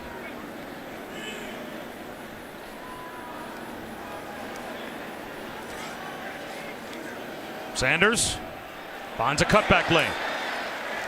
9 more yards on the ground on 1st down. Zach Pickens made the stop. They're going to give him 10 and a 1st down. Nice job by Sanders here. Watch just the push. We talked about that from the offensive line. He doesn't get touched till about 7 or 8 yards downfield. Jefferson out of the pocket. Tripped up from behind and down he goes. That's a huge sack. Jordan Birch. A loss of 4. There have not been many negative plays caused by this Gamecocks defense. That's a big one. Really good job by Birch. I actually think that left tackle, Jones, is going to get clipped by the back right there, Sanders, and that's what allows Birch to kind of get on that edge. That back comes through, clips the heel, but a great job of finally this is what we talked about though, right? Getting them into these obvious passing situations where they don't get to dictate to you what they want. They'll still run it with A.J. Green. And he gets back to the original line of scrimmage. So now it will be 3rd down and 10. Sherrod Green, who came on after Mo Kaba went out with a 1st half injury, made the tackle. I really believe it's paramount for South Carolina defensively on their defensive line. Those guys can't just get behind the quarterback in their rush. Make sure you stay in front and don't give him any lane to run through. Sideline warning. It's South Carolina's bench. They're first. Little over-enthusiastic about the sack and then the stop on A.J. Green from the South Carolina sideline. 3rd down and a long 10, close to 11. Arkansas is 5 for 8 on 3rd down. 2 transfers. There's one Hazelwood in the slot right there. They're showing blitz. Jefferson reacts. Changes the formation. Middle field wide open. Here comes the all-out blitz. Jefferson heaves it right up the middle of the field. Actually floats it to the sideline to Landers, and he dropped it. Oh, they got exactly what they wanted. Landers wide open down the sideline. Jefferson beat the blitz, but they couldn't convert. It's the perfect play call. All-out pressure. Landers, they flipped them, and they throw the ball deep, and he just doesn't bring it down with his eyes. It's the exact perfect call. It's a great throw by K.J. Jefferson, and Landers, who we've talked about a little bit this afternoon, who's had really nice game. Just doesn't see that one into his hands. You can see K.J. Jefferson know a missed opportunity for that offense. So the first punt with Josh Vann back deep to receive for South Carolina. Stein angles one. Vann, a fair catch at the 12-yard line. 40-yard punt. So South Carolina dodges one. They sent an all-out blitz after K.J. Jefferson. This close to a walk-in touchdown and a drop.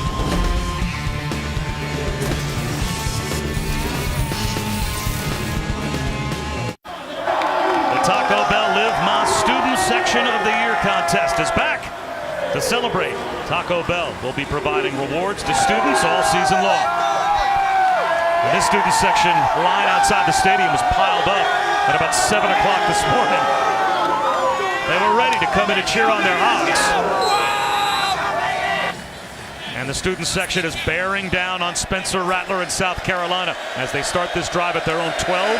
The worst starting field position of any drive for either team so far.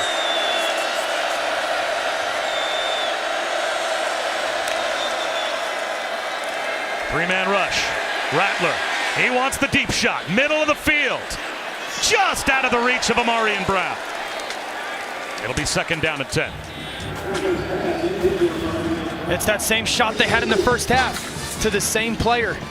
And they just missed it in the first half, PBU, and this time Rattler bleeds Brown to the opposite hash, which is where he's supposed to, and it's just one step thrown too far. That's the 3rd time, though, Bob, that South Carolina's got an opportunity to hit a huge play, and Spencer Rattler and his receivers have missed it.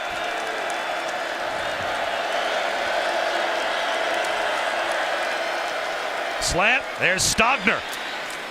Pitch and catch 1st down with only a 3-man rush again. 17 yards. Yeah, really good job. Watch the left side of the screen. Stogner, get your eyes back right now. Kind of sees the vacancy, window-wise, space-wise, green grass. Eyes back to the quarterback. Oklahoma transfer to Oklahoma transfer there. As Rattler and Stogner both end up at South Carolina. That was, generally speaking, how Rattler, the ball really started rolling to get him to Columbia. They were recruiting Stogner out of the portal.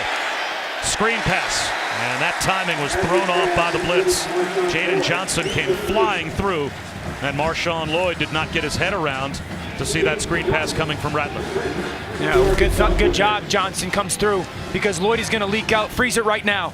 There is so much space for Lloyd to get out here. If Johnson doesn't get to the quarterback, you've got tons of people out front. That might be a 40, 50-yard gain for this offense. Really good job by Johnson. Speed to Spencer Rattler.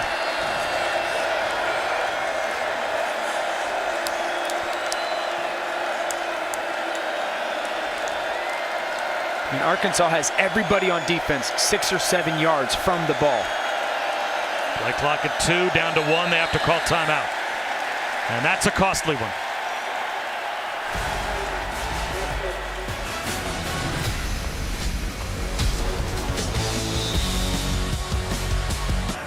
Back here in Fayetteville, where Sam Pittman was mic'd up pregame for College Game Day. Here's a slice. So you can't score twice in a drive anymore? Because when I played, I had 2 drives, scored 5 touchdowns. Yeah. Younger generation, they know what I have in my ears right now. I have no idea.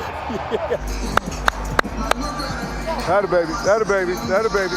Hey, I can say whatever I want. Yes, sir. There wasn't no internet, wasn't no film, wasn't nothing. No. Who picked the Hogs? Anybody pick the Hogs? He's a fun guy to talk to. He's the best, man. Certainly paid his dues. An SEC assistant coach at 3 different schools. And an opportunity to take over here at Arkansas. 9-win season last year. And a win over a ranked Cincinnati team on opening day. And a 2-score lead on South Carolina to this point. Spencer Rattler after the timeout. Sprint out to the edge. Another drop. This one from Jaheim Bell. So now it will be 3rd down and 10.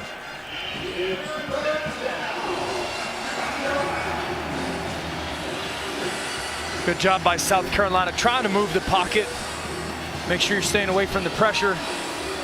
The past couple times in this situation, Arkansas has decided to all-out blitz this South Carolina offense.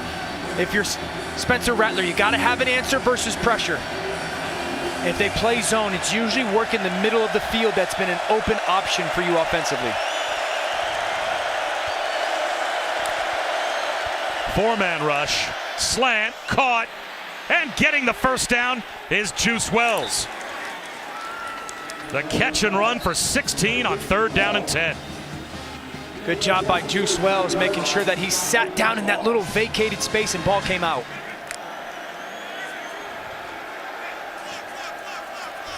I still say you can run the ball to the field if you're South Carolina. That's where your numbers are. Right up the middle goes Lloyd. 2 yards. Zach Williams, first there for Arkansas. They got something going a little bit when they take their trip set, their 3 receivers, and they put them into the boundary. It's really forcing some communication issues for Arkansas, and it's kind of creating some voids.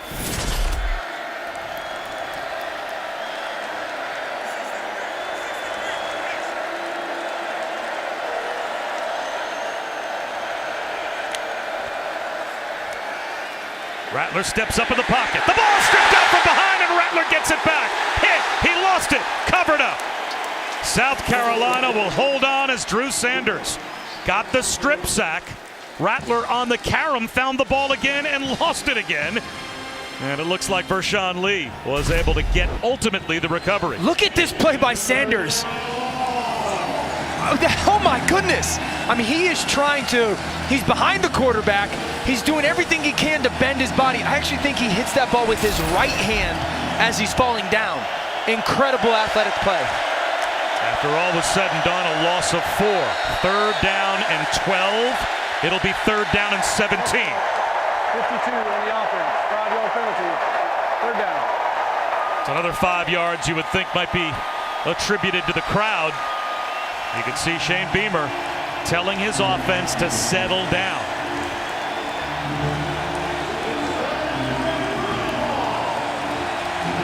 This place is absolutely electric right now in Fayetteville.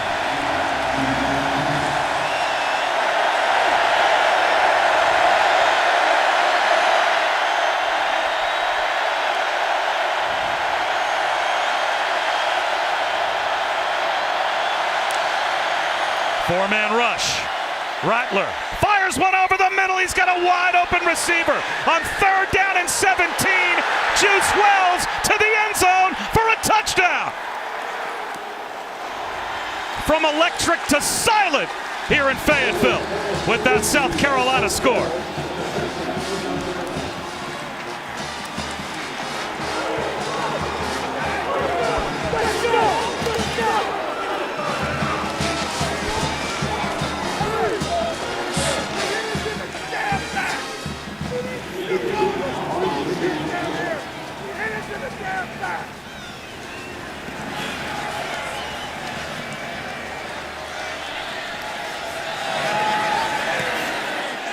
What a momentum swing. South Carolina right back in it, down by 5. Incredible job on 3rd and long. The offensive line gives protection. Wells, a little bit of a bobble double catch, and then the ability to make sure I got to get into the end zone. A huge turn of events. 3rd and long, backed up. Number 3 with the big play. Gamecocks not going away.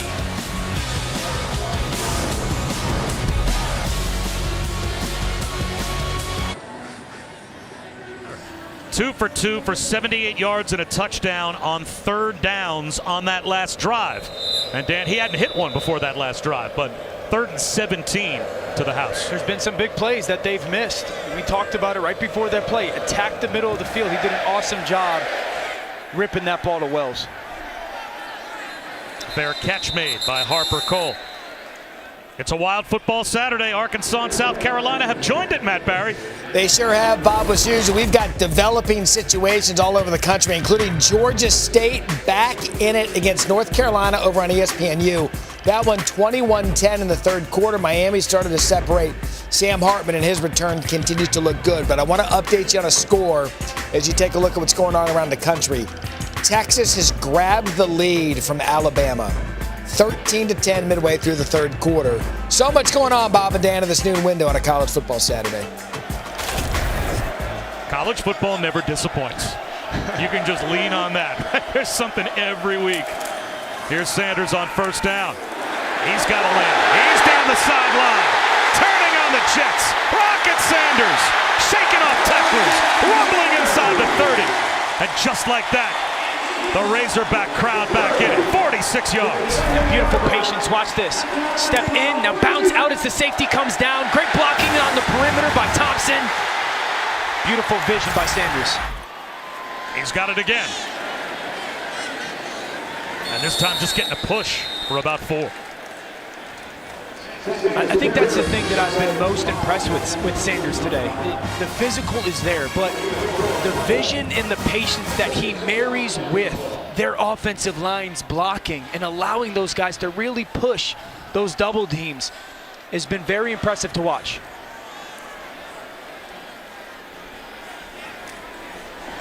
Here's Jaden Hazelwood. The wide receiver takes a handoff from Jefferson. And he's about 2.5 yards shy of a first down. A lot of injury news in this game, Chris Button. And another one to outside linebacker Jordan Strong. He's in the locker room right now dealing with a right knee injury, but he found his family in the stands. They were crying together. His family went into the locker room, so it does not look good right now. That's the third starter as well that South Carolina has seen leave on defense. A big third down here. Jefferson, swing pass. Sanders, dodging tacklers. Gang tackle, and it takes 3 to get him down.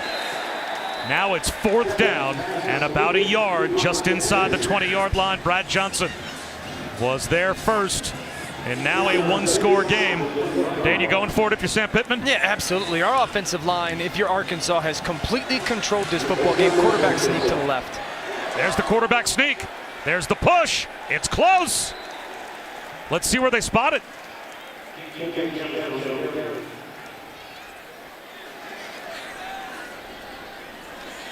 He needed to get inside the 19-yard line for the first down.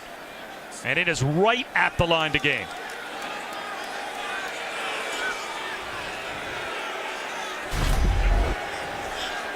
Again, really good initial push by South Carolina, but Jefferson does with Sanders, keeps his legs going, push. That pile is kind of what stops him from being able to drive his legs.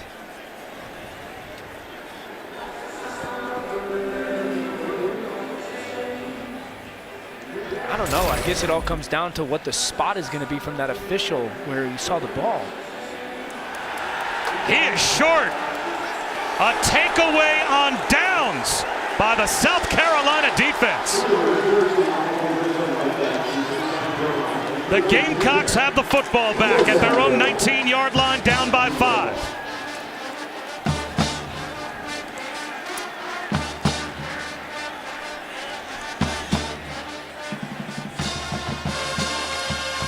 It's a big-time stop by South Carolina's defense off to the big run by Rocket Sanders. I still think that there's a easy first down to be gained by KJ Jefferson. You know, they've done that quarterback sneak a little bit today, and the center has just been hit a couple times, just drifting to his left. I thought he would have been able to make it. Rattler, empty backfield. This time a 5-man rush. Pocket collapsing. He bounces around and hoists one to the sideline to throw it away. Threw it up over the head of Juju McDowell. 2nd down and 10.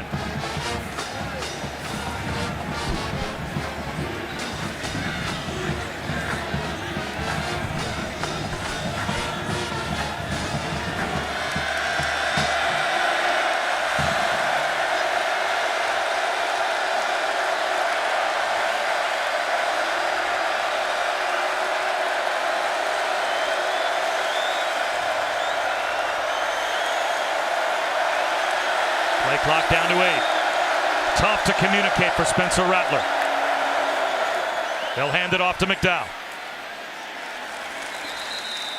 Close to 4. This is 3rd down and a long 6 after the stop on downs by the South Carolina defense. Well, that's the 3rd down, the long touchdown pass to Wells. It was a 3-deep zone, bunch of guys underneath, and the window was huge chunk. I expect Arkansas to play man coverage and force a tight contested throw. Look, no one in the middle of the field right now. All out pressure potentially up. You got to find your matchup, make sure the ball gets out. Give your guy a chance if you're Spencer Rattler. 4-man rush. The heat is on. Bumper pool. In the backfield. And he gets the sack.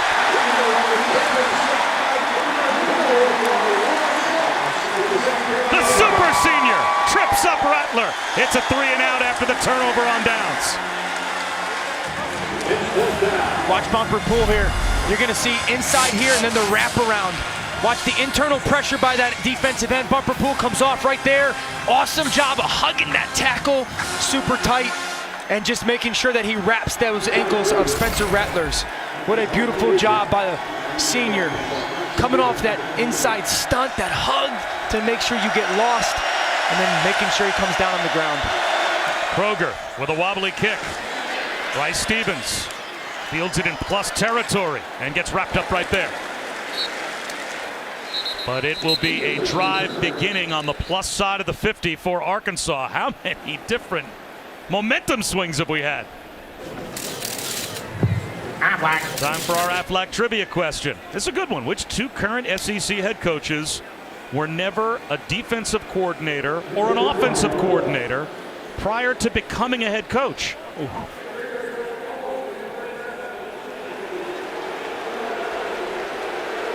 We'll have the answer coming up. And while we were giving you the Aflac trivia question, a flag had dropped down, and Arkansas was called for a hold on the return. So this will put them back to their own 42-yard line. Still good field position.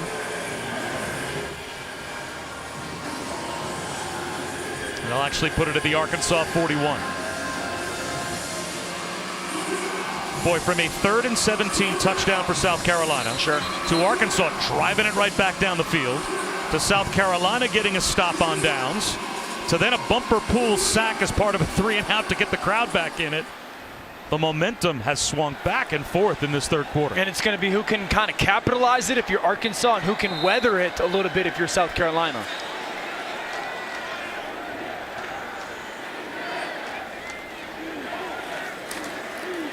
Sanders gets a drive started with a gain of 4. This is the best starting field position of the day for either team.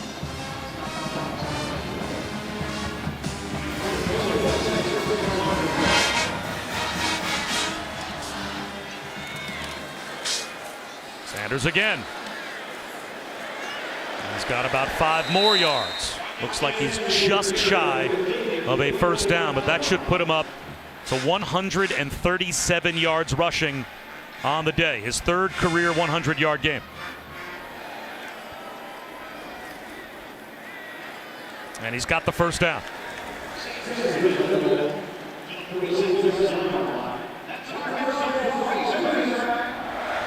It's going to be interesting to watch Kendall Briles. As you can see, Sanders, big game last week and then obviously today. These safeties for South Carolina are starting to get nosier and nosier. When are you going to take your shot down the field and play action? Again, it's Sanders. Again to the sideline. Inside the 20. Cuts it back at the 10. Down to the 1. 46-yard rumble for Rocket Sanders. But there's a flag down back at the South Carolina 30-yard line upfield.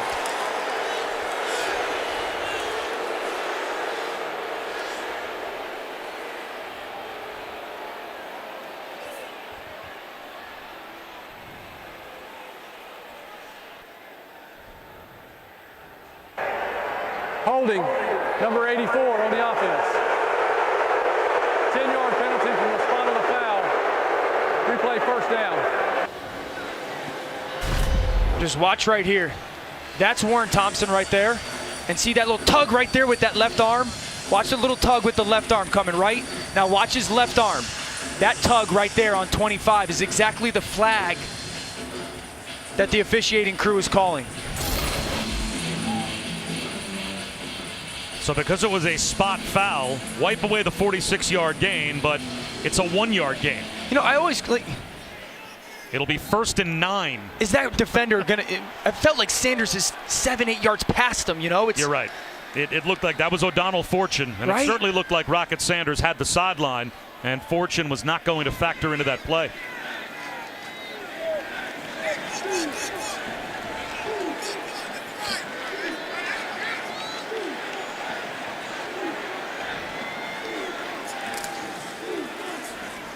Keeper, Jefferson, cruises to the sideline. About a yard shy of the first down, so he picked up 8. It'll be 2nd down and 1. I mean, Thompson and Fortune are going at it on the perimeter right now for Arkansas and South Carolina. Thompson had the flag called on him. Fortune could have had one get called right there. They both got to be really smart in not hurting their football team.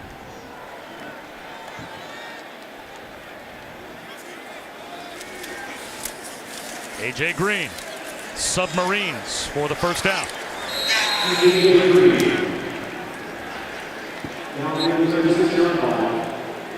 MJ Webb made the stop. But That's another Razorback first down. It's one of those situations where we talked about Dalton Wagner, their right tackle, talking about the love-hate relationship of the tempo and how tired you're going to get. Can you take advantage of that if you're Arkansas right now? Because you're a little bit in control. You just had your huge chunk run.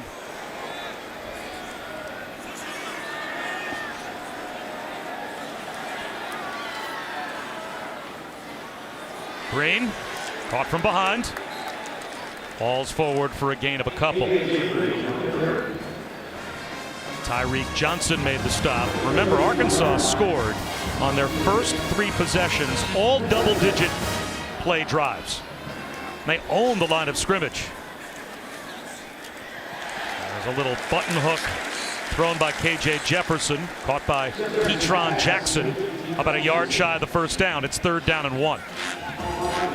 But how about the response from South Carolina's defense? Kendall Briles' team hasn't quite on the line of scrimmage the way they did in the first 3 drives. Yeah, and that's Clayton White, the defensive coordinator for Carolina on the right. He's done a really nice adjustment of making sure that the run game hasn't popped too much outside of that penalty run.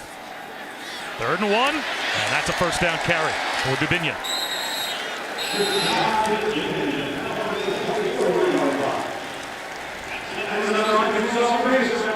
See how they're just kind of wearing them down? It's 2nd and 6, it's 3rd and 2, and they're just kind of wearing you down. And at some point, Kendall Briles is going to be, we got him. This is where we can get the reverse or that play action shot with bad eyes. 10th play of the drive. Jefferson straight back to throw.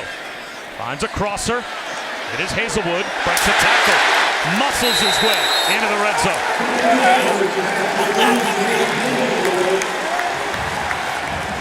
Good job by Hazelwood. Such great ball skills and body control, but the 6'3", 215-pounder runs through its first tackle and then gets physical at the end.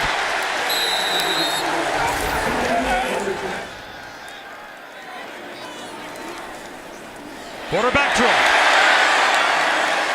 Jefferson down to the 10-yard line. Picks up 4. Nicky Manworthy made the stop. I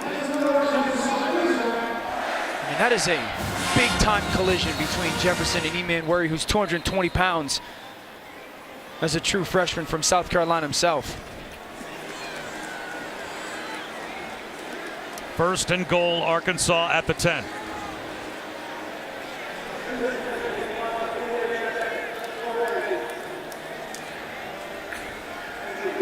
Down here, Arkansas has done a really good job of kind of giving South Carolina things to look at. Motions, jet sweep, reverse, and then run right at them.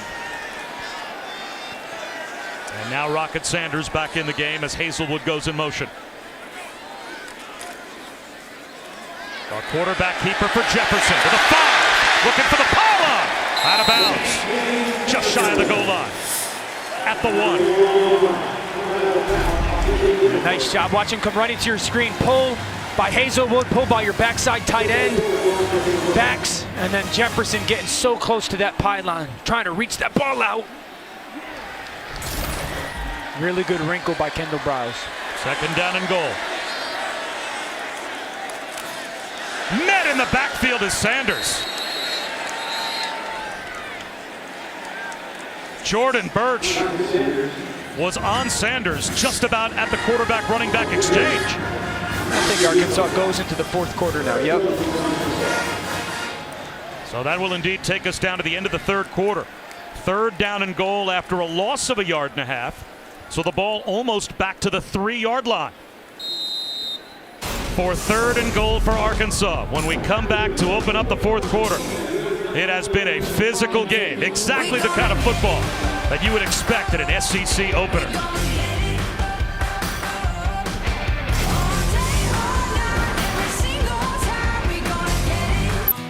Welcome back to the SEC on ESPN. Perfect day for football here in Fayetteville.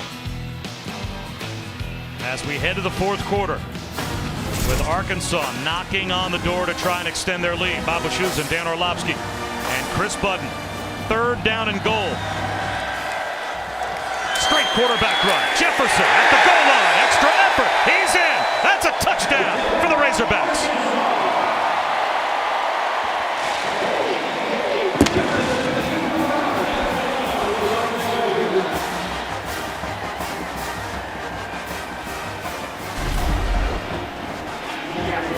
Good straight quarterback run. Yep, ball crosses that goal line right there. The big 240-plus pound quarterback follows his big right guard, Bo Limmer. It's a 15-play drive. 14. And a statement at that. That's the 4th touchdown drive of the day. And all 4 drives, at least 12 plays. That one the longest of the day. 14 for Arkansas. Let's go back to Matt.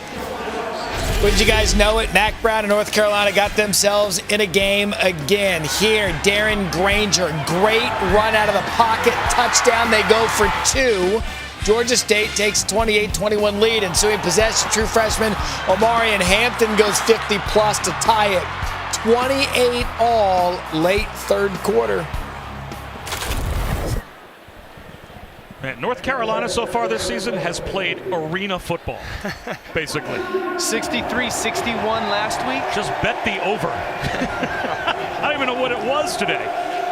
And it probably will be that because they score points in bunches. Unfortunately, if you're a Tar Heel fan, their opponents seem to score a lot of points in bunches too. How about that relationship right there, though? Kendall Browse, play caller, and KJ Jefferson. Just the maturity that they both have developed over the last 2 years together, doing whatever is necessary to try and win a game rather than I want to throw 50 times and score a bunch of points. It's time to answer our Aflac trivia question.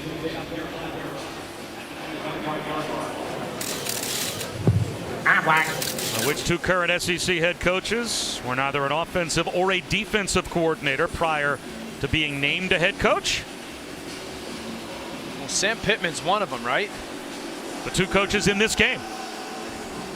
And Shane Beamer's the other one, right? Neither an offensive or defensive coordinator at any prior assistant stop. So now, after Sam Pittman's team went down with another statement double-digit play drive for a touchdown, it's a 2-score game, but a lot of time left. Can South Carolina respond? Wide receiver screen. And they get the drive started with a gain of about 3.5 and a big collision. Catch made by Juice Wells. It doesn't have to become a throw fest for South Carolina, though. There's still 14-plus minutes on this clock. You don't have to sit back and throw it and let Arkansas know here comes pass. See how light this is called a light box. There's 4 defenders in the box. That's really where you should run your counter, your punch game, where you pull someone and create double teams. Only a 3-man rush. Rattler off to Lloyd. Lost the football on the sideline. It's recovered by the Razorbacks. Marshawn Lloyd coughed it up. It ends up in the arms of Hudson Clark.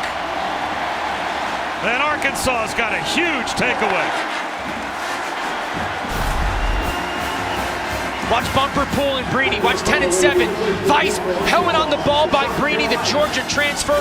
And then Hudson Clark, the outside corner, pops right on the ball. Look at the Vice. Bang right there. And then you see that shoulder drop by Breeny, who's in place for Catalan, the All-American. Oh, Breeny's such a great story. Transfers over from Georgia. Even told his defensive coordinator, Barry Odom, head coach Sam Pittman, I really get tested last year at Georgia. They were so good in their front 7. Opportunity to play, and there's the perfect example of taking advantage of it. I know it's not really necessarily in the Arkansas DNA, but play callers off of sudden change like to take shots. I would not here. Is this a shot play for you? No. This offensive line has earned the right to try to wear out this South Carolina defense. And they'll go to the ground. A little counter handoff toss to Hazelwood, and he gets to the sideline. Another big collision. Crowd loves it as he picks up 6. Hazelwood got a little edge to him. Watch this right hand. That's the second time we've seen from him today that.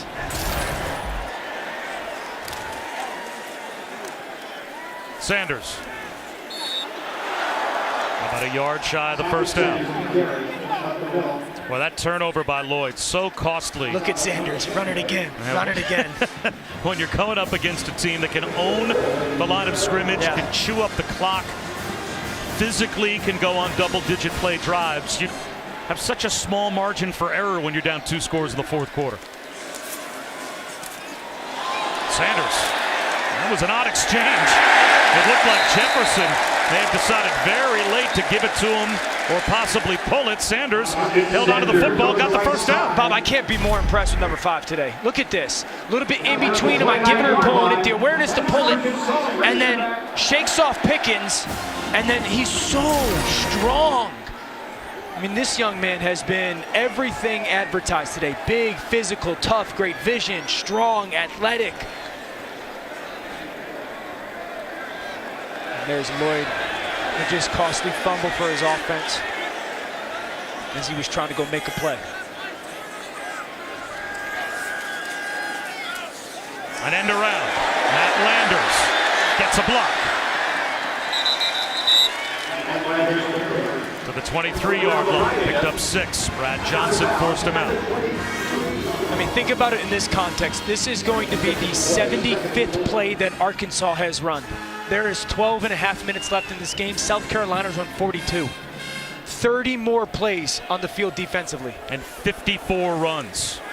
Here's a throw, though, for Jefferson. He's going to take a shot at the end zone. Warren Thompson for the touchdown.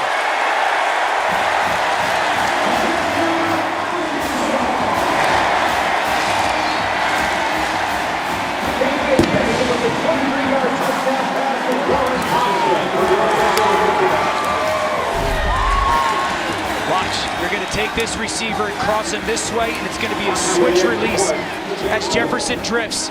There's that switch release, now freeze it. You're going to have this guy cross face, that safety goes, and that's going to leave the vacancy in the middle of the field. Bob, we were talking about it. You've run the ball, you've run the ball, you've run the ball. And now how disciplined can you be if you're South Carolina defensively as your wheel is getting broken? Kendall Browse dials it up at the perfect time. And it's a beautiful throw from Jefferson to Thompson. It was something you noticed on tape. The safeties at times for South Carolina can get nosy. Yeah. You asked Kendall Browse yesterday. At some point you have to take a shot, right? He said absolutely. We just saw it. I love the fact that they create the turnover on defense. Breeny and Poole. And then turnovers only matter if you capitalize off them. Jefferson, Thompson, Arkansas matches 35-16 at home.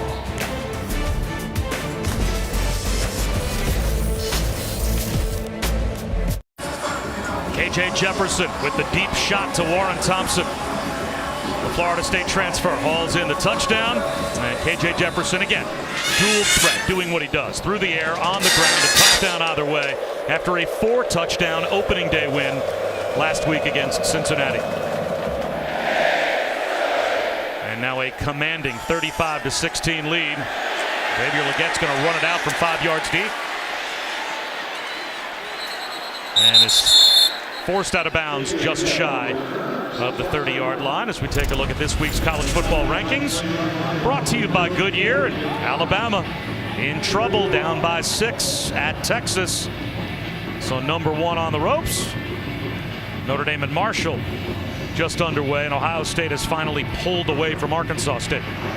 Just saw that Alabama has 15 penalties today, which would be the most they've had under Nick Saban as their head coach. Still about 9 minutes to go in the fourth quarter of that game.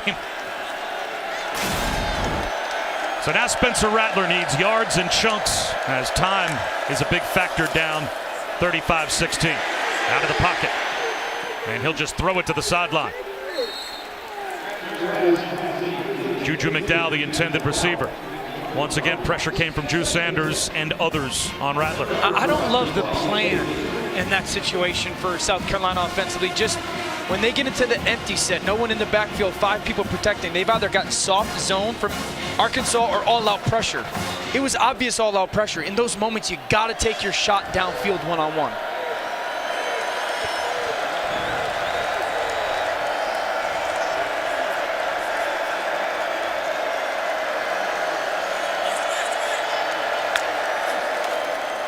Another blitz off the edge. Rattler stays on his feet.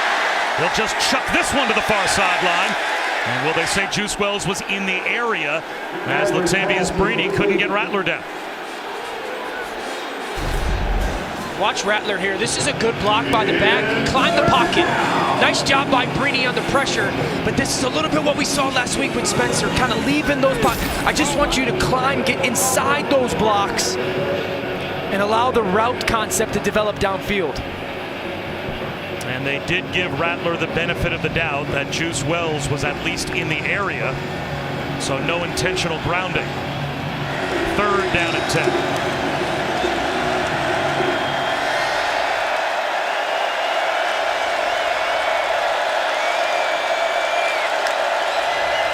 Another blitz. Rattler, one-on-one down the sideline, and he fits it in.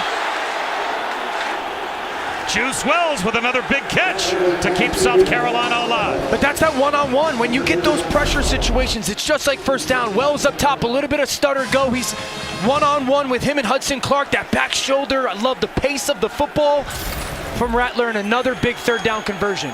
Here comes the pressure again. You got to take your shots in one-on-ones. Look at all these defenders within 6-7 yards of the ball. Pick your matchup. Wide receiver screen. It's Wells again.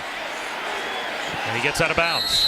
That'll save a few seconds for South Carolina. He picks up 7. Simeon Blair made the tackle, but as soon as they spot that ball ready for play, they'll wind the clock again.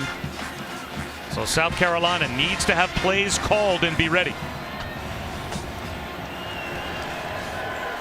Here comes this boundary pressure.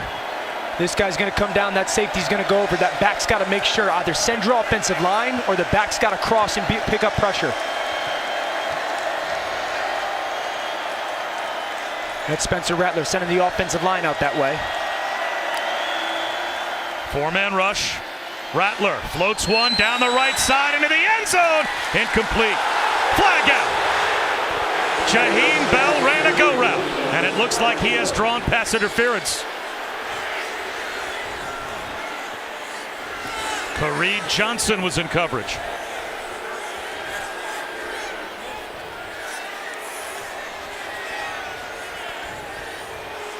It's a good job by South Carolina again. On the defense, number 19. 15-yard penalty from the previous spot. Automatic first down.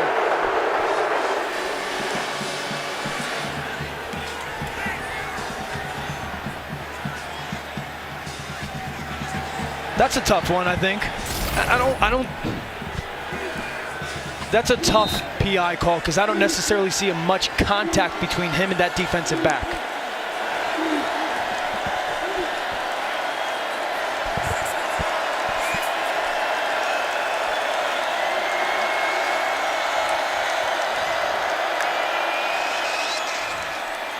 Back shoulder throw. Incomplete. Jalen Brooks thought he got a toe down. The official said no, out of bounds. Let's take a look. I think the left foot lands out of bounds. He's also close. That's a great camera shot. He's also close of getting a little bit of an offensive pass interference push off. That's what Dwight McLaughlin was claiming to the official closest to the play. And I think pressure is going to come away. Here comes this blitz. Drew Sanders right here on the edge. It's a 4-man rush. Rattler scanning the field. Floats one into the end zone. Intercepted! McLaughlin did it last week. He does it again this week. Huge takeaway in the end zone for Arkansas.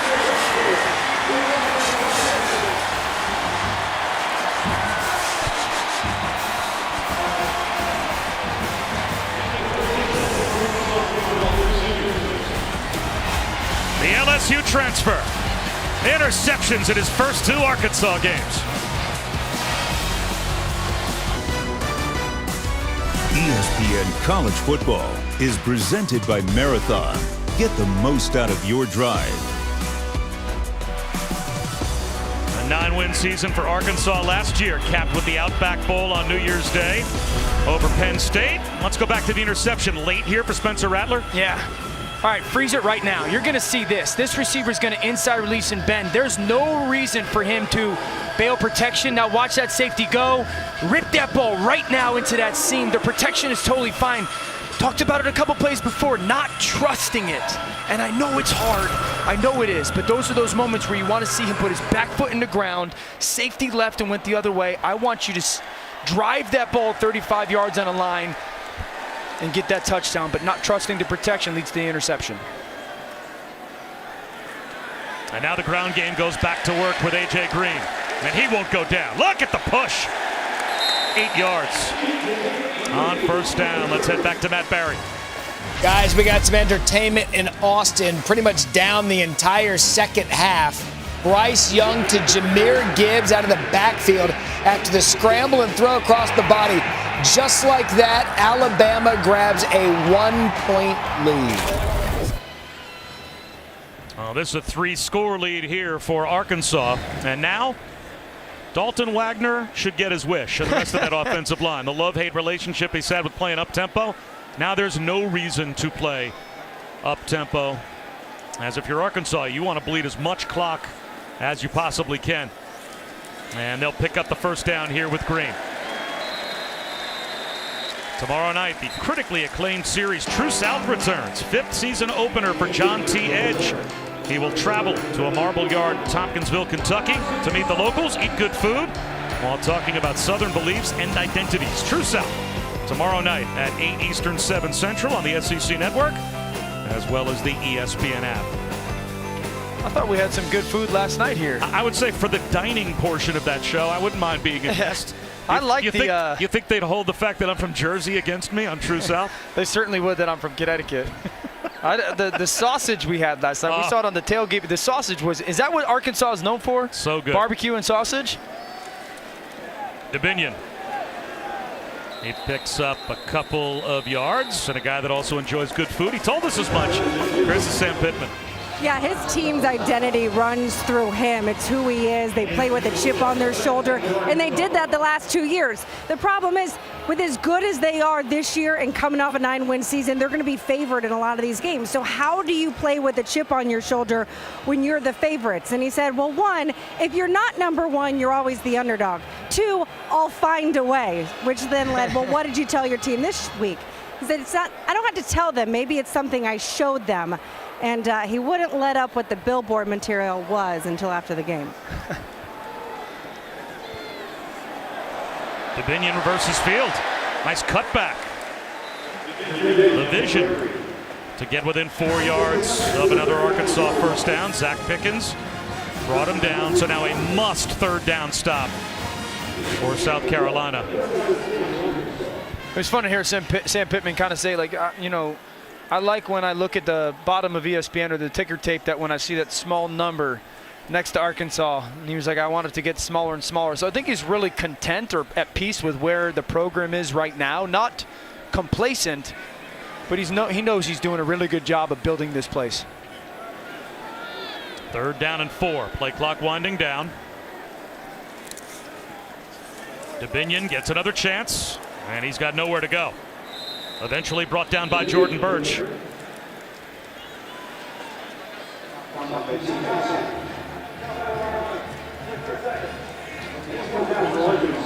And before 4th down, to try and save 40 seconds here, Shane Beamer will spend South Carolina's 2nd timeout. We'll come right back.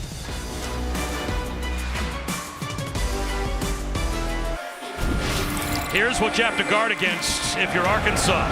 Beamer ball, always dangerous against Georgia State last week. This is how they won the game, basically. 2 blocked punts, both returned for touchdowns in the second half. And when the coach has the last name Beamer, you know, Dan, there are always special teams tricks that are potentially up the sleeve. Do you have a punt block that's just your go-to here that you dial up in a 3-score game to try and flip the switch if you can? What did he tell us? They spend 50 minutes a day practicing special teams? They're overloading that right side and getting it away. Van watches it float out of bounds. As as Max Fletcher did a good job just to get it away. This season, All-State will celebrate every field goal and extra point made by participating universities by making a donation to the university's General Scholarship Fund. Thank you to All-State.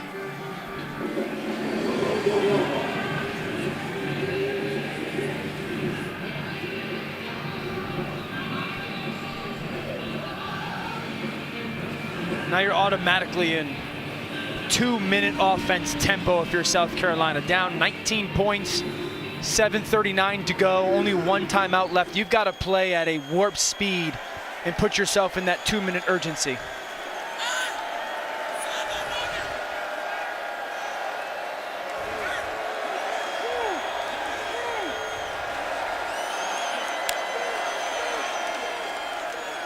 Rattler, long throw to the sideline, and once again his favorite target. It's been Juice Wells all day. He breaks a tackle. He breaks free.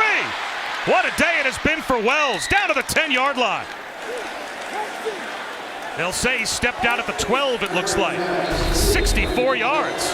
Another one-on-one opportunity to the field. Little seam inside that gets Hudson Clark to drift with him. And then the strong hands and feet break away from that tackle. Breedy does an awesome job of running him down, but Hudson Clark's played a lot of football here for Arkansas. He's there in that moment, just well strong enough to break away from it. 185 yards receiving for Wells. I'd go right back at him. I'd go right back at Hudson Clark up top. Handoff instead to McDowell. Juju McDowell stays in at the 5-yard line with a spin move before he's finally bumped out by Drew Sanders. At the 2, it'll be 1st and goal. No quit in South Carolina. I could appreciate that, Bob, right? These kids are playing tough. McDowell, awesome job getting the edge. Clark misses the tackle, then the spin move. No quit in this offense right now.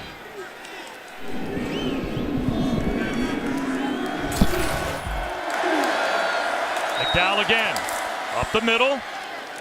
Is he short of the goal line? No signal from the officials. And if he is, this is valuable time coming off the clock for South Carolina. It looks like it's going to be 2nd down and goal as the clock continues to roll. If you're the Gamecocks, you can't argue. You have to get right back up to the line and be ready to go. Shot right down the line there. Just can't see where his knees are. Ball certainly went across the goal line. The previous play is under further review. The ruling on the field was the runner was short of the goal line. We'll step aside and get the ruling when we come back. Was Juju McDowell in the end zone? It was a quick review while we were away, and this is indeed a Juju McDowell touchdown. As from this view, you can see his knees never touched. And Dan, the end zone sideline view at least shows he broke the plane. Yeah, beautiful camera shot from behind that offensive set right there to make sure that neither knee goes down, and then obviously it clears. South Carolina should absolutely, down 13 right now, go for 2. And they will. Marshawn Lloyd back in the game. His fumble was a big play earlier in the half. Rattler on a rollout. They've got the 2. Amarian Brown made the catch. Now it's an 11-point game with 6:25 to go. You do that little orbit motion in and out, and then there's pick motion. See the picks at the bottom of the screen. You run off man coverage, and you just force the trailing defender to have to run all through that traffic. Good ball placement by Spencer Rattler. Those quick strike scores are huge. As we take a look at today's weekend wake-up, brought to you by Wendy's Breakfast, and plenty of other action in college football coming your way later today. We watched Florida with a very impressive opening win against Utah at home last week. Tonight, Kentucky comes to the Swamp. Tennessee-Pittsburgh, a very interesting game. And Saturday Night Football on ABC, USC-Stanford. Over on ESPN, late night, Baylor-BYU. An interesting one as well. So lots of great college football still to come. And what you also have to think is coming here if you're Arkansas, get your hands teams ready. Yep. Because this has to be an onside kick. That quarterback matchup, Kentucky-Florida, should be a good one. Anthony Richardson, Will Levis.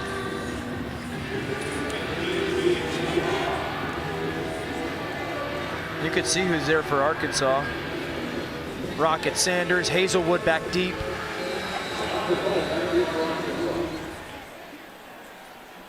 So Jeter has it on the tee. There's the onside kick attempt. Easily picked up. Bumper Pool is going to take off and run inside the 15 with a stiff arm. Oh, you know the senior is smelling the end zone. He ends up out of bounds at the 10. The charity hop right into the arms of Bumper Pool.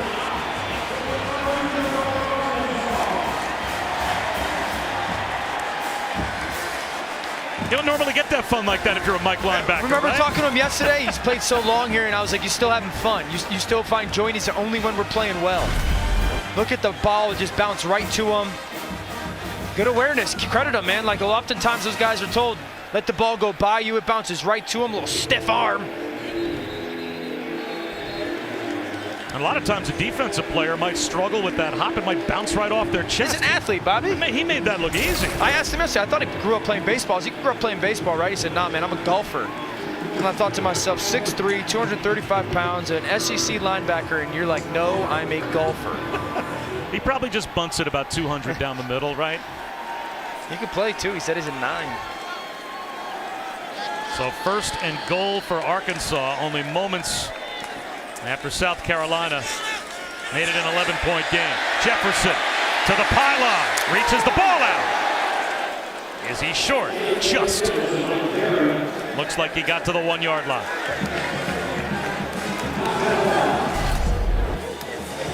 Watch as he reaches this ball up with his right hand. Ooh. That's dangerous. Yeah. Is he out before that ball comes falling? I don't think it went into the end zone anyway. If that ball crosses the goal line and gets across the pylon and it's loose in a fumble, that would be a takeaway and a touchback for South Carolina. And we've got an injured Gamecock down in the end zone as well.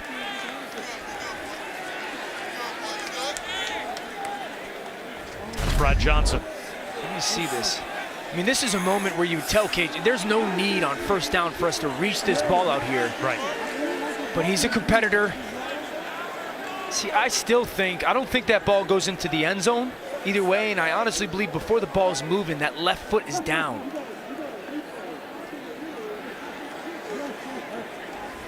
But really good teaching moment. See, I think that ball in his... That's really close. But I don't think it goes in. Do you think it crosses? It's close, very close. The end zone look from behind the end zone that we had. The pylon cam, I guess from the back left corner of the end zone, makes it look like it might have snuck inside the pylon. And that ball is out. It's moving, before certainly, it right? looks like his foot steps out of bounds. But to your point, it's wider angle lens. You're up 2 scores with 6 minutes to go. An unnecessary risk to reach the ball out and possibly fumble. And that's why I say good teaching moment. Yes. You know, I can appreciate the competitor in him. He's been down there a couple times. He's their absolute unquestioned leader. But a teaching moment for him and everybody. In that moment, it is not needed for you to reach out. The runner was down at the 1-yard line. And they are going to go to review to make sure. The ball was spotted at the 1-yard line. Now it has to be indisputable that all elements of that play took place, right? That he hadn't stepped out of bounds, he had lost control of the football, and that it went inside the pylon out of bounds and as well. It doesn't matter. That angle that we saw where his hand was still touching the ball, right? It seems like that pointer finger is still on. That does not matter, right? Because the ball has already started to move. Doesn't matter that he's still touching it. It's the control in possession that matters. No doubt. I mean, you have to that angle. Yep. You have to have complete control of the football, or it's the beginning of a fumble.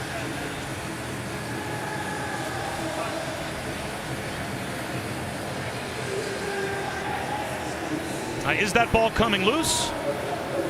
As his foot touches out. I think it all depends on the left leg. Like if that left foot, you know, if that left foot is out of bounds right now, before that ball moves and he loses possession, and then it still has to cross the goal line for all of that to be impactful on this play. All of that is moot unless you rule the ball when it got loose passed inside the pylon and went out in the end zone. Yep. So there's like 3 different elements to this play that all have to go South Carolina's way for them to get the takeaway. And it's hard to say that it's indisputable that all three of those things happen. Right. Everything depends. It all comes down to the ball going to the end zone, right? Or not, crossing.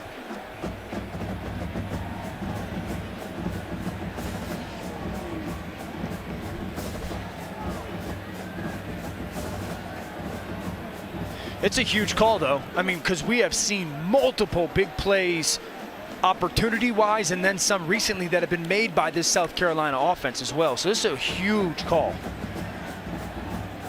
And here is that call. After further review, the ruling on the field stands. Now there's frustration there for Shane Beamer. You can understand why. And ruling on the field stands is code for we're not quite sure. Yeah, and that's kind of what we felt as well. It was really difficult. I can see how they're saying there's no clear evidence that that ball, one, went into the end zone, and then two, was out before his left foot stepped down. And you can read lips. Wow. That was the reaction of Shane Beamer. And he knows that's his team's last chance, realistically, to pull off a miracle and win the football game. So he had to have that call go his way. Instead, it's going to be second down and goal from inside the 1 yard line.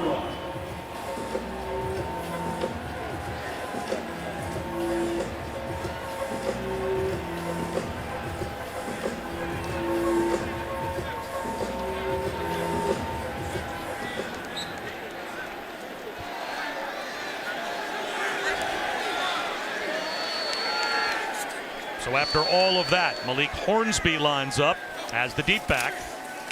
Instead, they'll hand it off inside, and A.J. Green has the touchdown.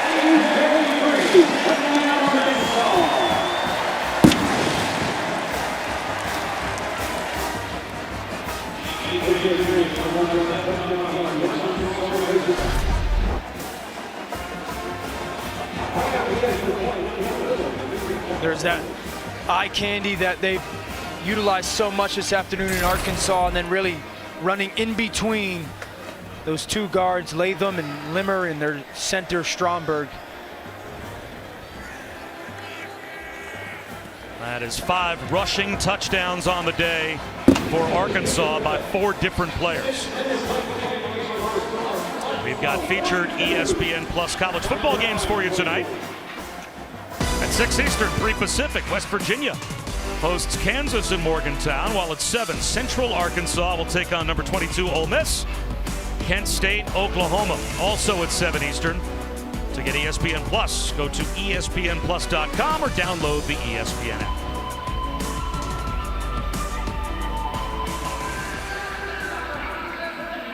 Well, Sam Pittman's team's going to start off the year with a win at home against a ranked opponent that was in the college football playoff last year. And an SEC home opening win, it looks like, barring a miracle for the Gamecocks over South Carolina. Then they've got a game against Missouri State at home, and then here we go. At Texas A&M, home Alabama, as the meat of the SEC schedule arrives.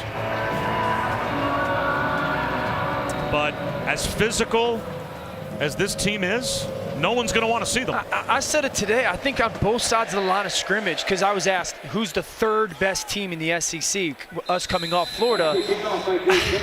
Arkansas is going to have a chance just because of their identity. Their quarterback's awesome, and we saw this young man be phenomenal today with vision in the hole, following this offensive line that creates great duos, so many cutbacks behind that big unit. I mean, he's 6'2", 230 pounds. And then he's got a little bit of that speed, that he's got the ability to run away from people. He's got to be the biggest player in history to ever have the nickname Rocket. When I first saw it, I was like, he's going to be 5'9", 170 pounds, and that's some good names to have your name next to in Darren McFadden and Felix Jones. Screen to Lloyd. The pads pop as he picks up 6. And again, no timeouts left for South Carolina. So Arkansas very content to just make tackles in the field of play. You know what I'm saying, though, about Arkansas? Like, I was impressed with Florida last week, but I don't believe that they're good enough on the perimeter to really go chase down in the SEC. We'll see, obviously, what happens with Alabama and Texas in the final waning moments of their game. But I would say this, the two things that I think are question marks about Arkansas right now after watching last week's game and then today. Are they going to be good enough on the perimeter when someone can hold their run game down just a little bit to make some plays in the air? And they got to figure out how the ball, or stop the ball from going over their head so much, because it's shown twice in their first 2 weeks. Rattler comes up about 3 yards shy of a first down, tripped up by Isaiah Nichols. There's only so much that you can only bank on the other offense missing those shots so often until somebody hits them all against you. You play against A&M and Alabama, LSU and Auburn, and all of those teams at some point has a take the top off of a defense wide Special receiver players, yeah, that can run past you. And their quarterbacks just aren't going to miss them. You know, Spencer Rattler, for South Carolina fans, hopefully he starts to hit them as he gets more comfortable in his first year, second game in this system. But those quarterbacks for A&M and Bama, they're going to hit them. Rattler, bobbled ball, almost picked off and almost caught by Wells on the carom as Hudson Clark jumped the route. A little bit of one-on-one. Wells up at the top, trying to burst, kind of a drift back to the sideline. Hudson Clark playing with vision to the quarterback. Almost gets his hands on one. Those two guys have battled all afternoon. Wells has had a tremendous game performance-wise, 190 yards receiving on 8 catches.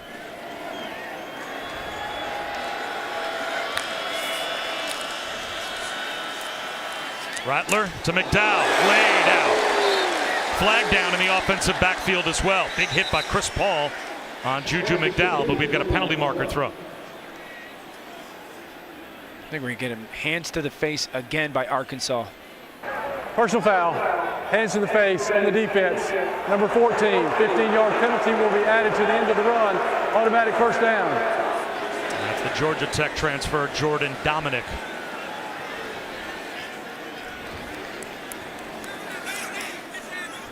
I think Dominic's a big part of their defense too. You know, asking Barry Odom and Sam Pittman, like, hey, how are you guys better this year? And they kind of pointed out those individual pass rushers, they're deeper, they've got more of them, and they're better individually.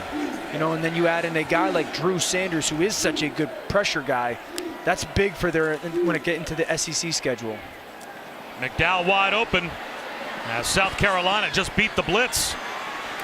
He's down inside the 15-yard line to about the 14. Again, no timeouts left for South Carolina. Gain of 21. So they'll get right up to the line and get set to snap it as the clock starts to roll again. Coming up on 4 minutes to go.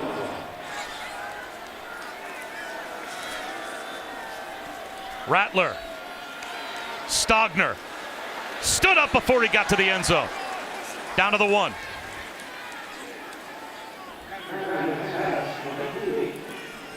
You can see Shane Beamer, more pace, more tempo. Every single second matters, and they are continuing to keep their foot down.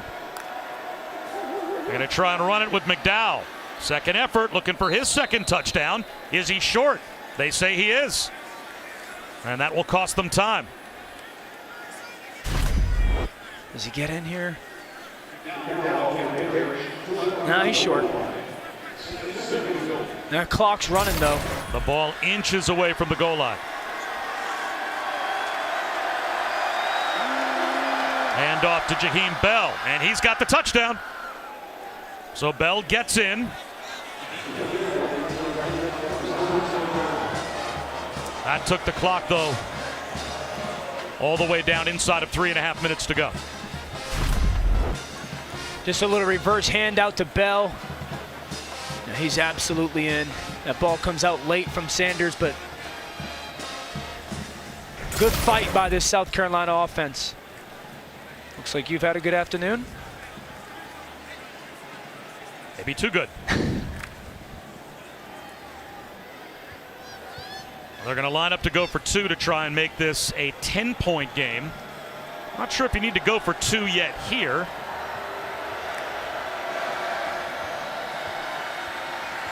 Rifle shot back of the end zone, no. So now the lead remains 12. And the difference between an 11-point game and a 12-point game is big.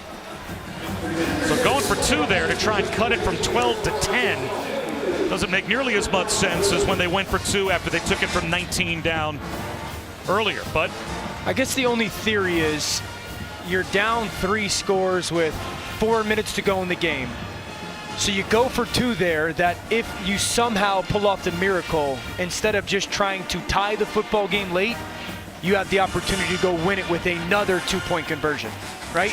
And you get out of here stealing one. Boy, that's really thinking forward. That would be the only justified explanation. How are we going to win this in regulation? Yeah. That's why you're going for 2 there? Yeah. I would have thought. That would be the only reason I could think of. Yeah, I would have thought you're going for 2 there. Everything I would think at that point would be geared towards how do we keep this game alive and give our players a belief we've got a chance to get it to overtime. And now they know that a touchdown and a 2 and a field goal isn't even enough. Down by 12. So they just took a field goal as one of their next 2 scores off the board. Down 2 scores, right.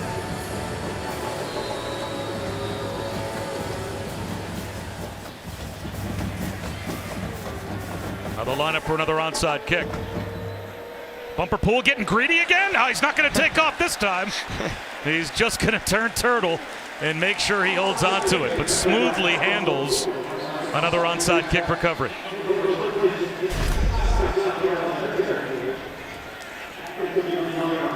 Just back-to-back onside kicks that just haven't, for Jeter, bounced certainly the way that they were expecting. Kicked both times to that initial up man.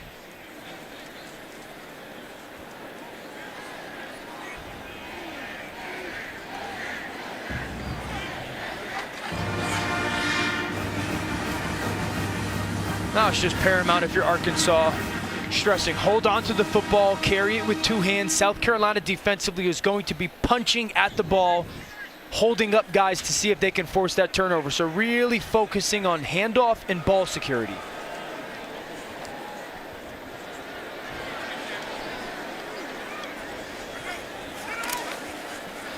Quarterback keeper.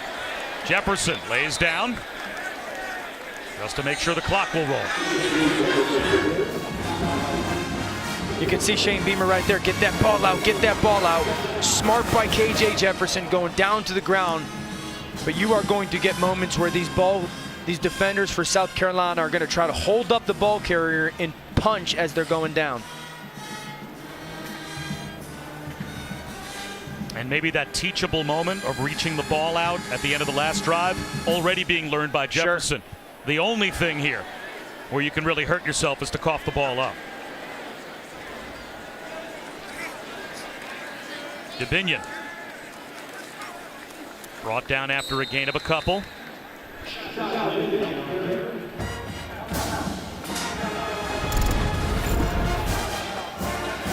Arkansas with that game against Missouri State, and then back-to-back games against top 10 teams, Texas A&M and Alabama. The nice thing is getting them at home, right? For at least if you're Arkansas. And they're a fun team to watch, I think, because of so much strategy that you could talk about with how they attack the game because of how physical they are. Yeah, and that's kind of why I said you got to put them in the conversation for that 3rd best SEC team, because they're unapologetic about their identity. They've played a bunch of football together. Their offensive line's got over 100 games started together. KJ Jefferson, it means 240 plus pounds. And we put up that graphic to start the game. That's 460 plus pounds at tailback and quarterback. And so when they have the opportunity to continue to control the line of scrimmage, that's the big deal of being unapologetic of this is who we are and you're going to have to stop it. And 3rd down, Dubinion goes nowhere. So it'll be a punt for Arkansas, but they can take the clock down well inside of 2 minutes before kicking it away in a 12-point game. So they get Missouri State here next week, and then they have to go to Texas A&M last weekend of September.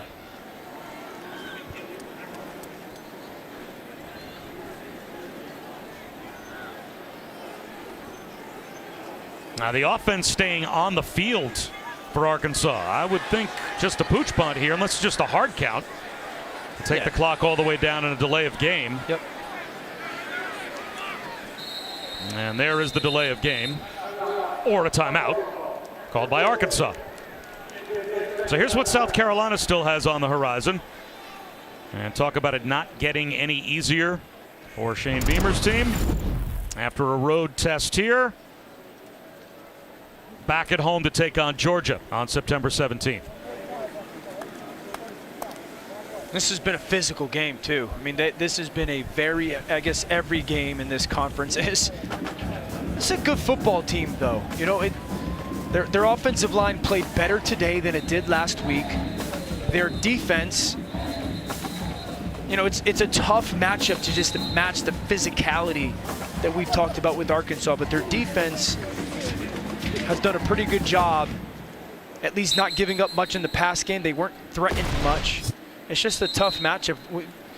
Arkansas is probably 2 years ahead of where South Carolina and Shane Beamer are hoping to get to.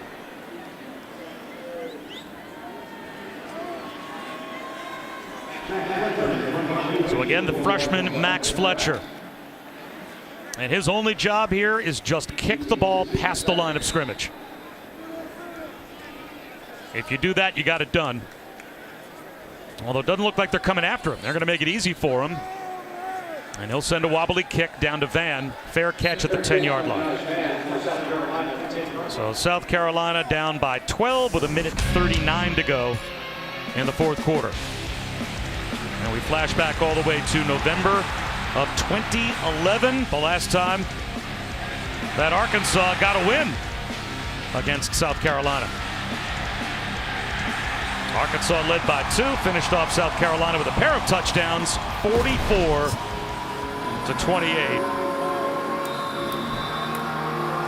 And of course that feeds into the job that Sam Pittman had when he took this program over. He won 9 games last year. They'd only won 8 games in the 3 years prior to his arrival. And this wobbly one from Rattler comes out sideways, and Bumper Poole gave it a dive. 1:33 to go.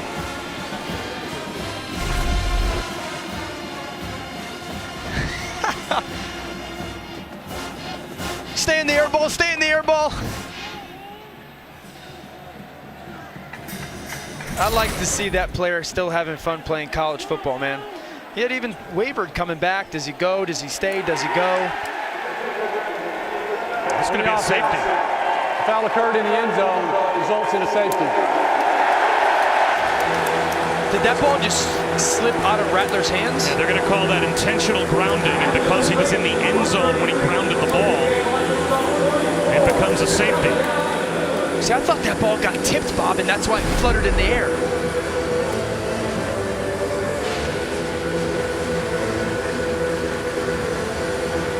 Yeah.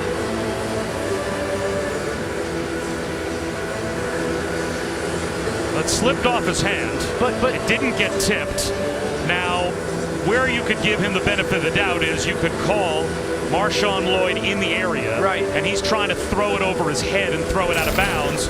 And because he's trying to throw it out of bounds, which is normally that's allowed for a quarterback, it looked like intentional grounding because the ball slipped and came out sideways. I'm going to be honest, that's an awful call in my opinion. I mean, he's trying to get the ball and throw it as clear out of bounds as he can in the direction of a back that is leaking out and getting hit by the defense as he's leaking out. The ball slips out of his hands, man. And you're saying you're grounding when you are trying also to avoid a sack that is imminent. See how he's getting held up there, right? And now he's trying to just waste that ball over the backs. That's not a defensive penalty of holding or anything. That's not what I'm implying. What I'm saying is the back is getting met right there, and he's under duress, and he's just trying to throw that ball clearly out of bounds over his head. I mean, it doesn't have an impact on the football game. Correct. At the end, in the end result. But as far as making the proper call, that's not intentional grounding.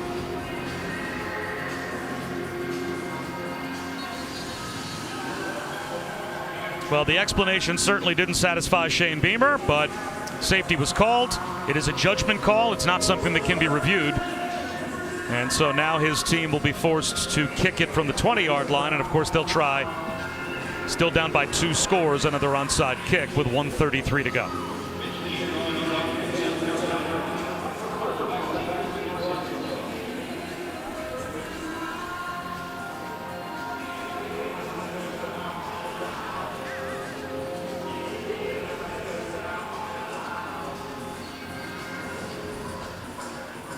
Don't kick it to number 10. The guy's a vacuum. Yeah, too much of a playmaker.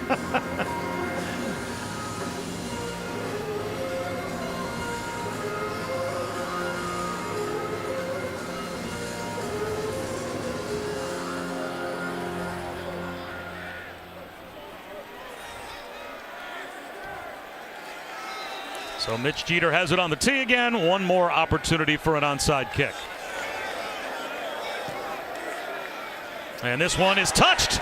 It is loose, and it looks like South Carolina has it. Arkansas jumped up and touched the ball before it went 10 yards, but that made it live, and that allowed for a South Carolina recovery. I think it hit Rocket Sanders. Watch on that 30-yard line. Rocket Sanders right there is going to stick his hands out. That's Debo Williams that recovered it.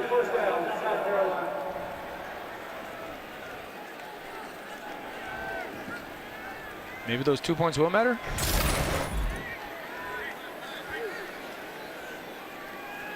I mean, if you're, this is, hey, I'm throwing a couple balls deep. You know, I'm just trying to get 30, 40-yard chunks here.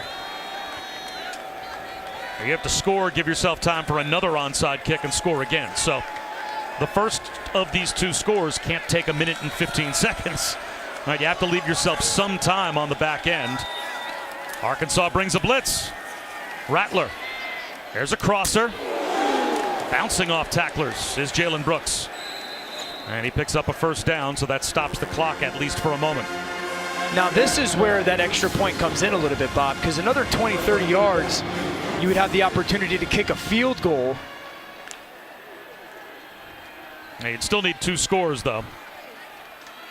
And there is again a tackle inbounds on Stogner. That is just fine if you're Arkansas's bumper pool. Forces the clock to continue to wind down. Yeah, the ball's got to go down the field right now. You cannot think 10, 12-yard completions. Only a 3-man rush. Plenty of time for Rattler, but again, it's underneath to Stogner. Stogner stays in bounds. Well, he stops the clock at least for the moment because of the first down, but again, when they set the ball ready for play, they will wind the clock. I'm not sure the extra 4 or 5 yards he picked up there wasn't worth getting out of bounds. Rattler on the run.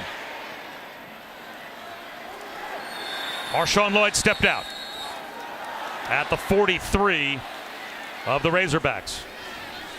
37 seconds to go. You know what I'm saying, though, is if they had kicked that extra point before, they'd be down potentially 11. That's, you get 10 more yards, you kick a field goal, and then you throw Hail Mary potential on an onside.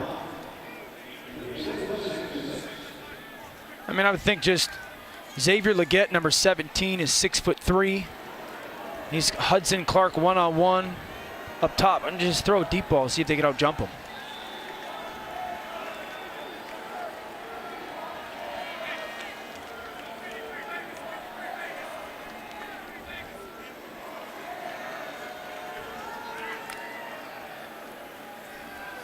Rattler. This time the pocket collapses and he goes down. And that should just about do it. A sack all the way back to the 49-yard line. And now all those South Carolina receivers that are all the way down in the end zone have to run all the way back and get set.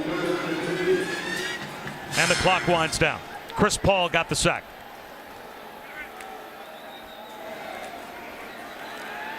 Rattler.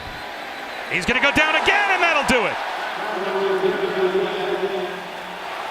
The ball pops out. It's picked up, and heading to the end zone is Chris Paul.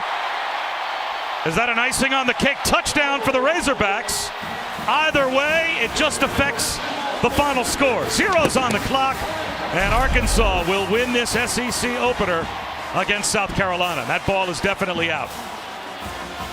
Although Paul's knee might have been down when he scooped the ball up, nonetheless, this is now just bookkeeping as Arkansas will win an impressive SEC opener.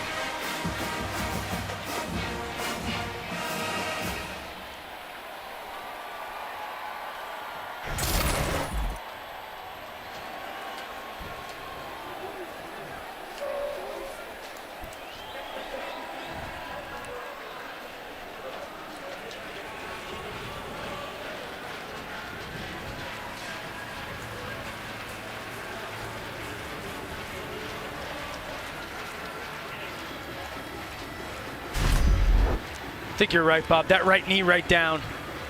Right there. That right knee is down.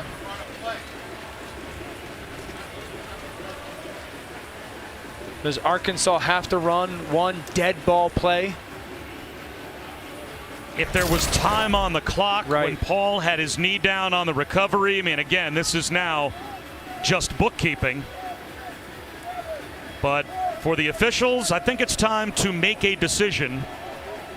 The game's over one way or the other. It's just a question of what the final score is now going to be.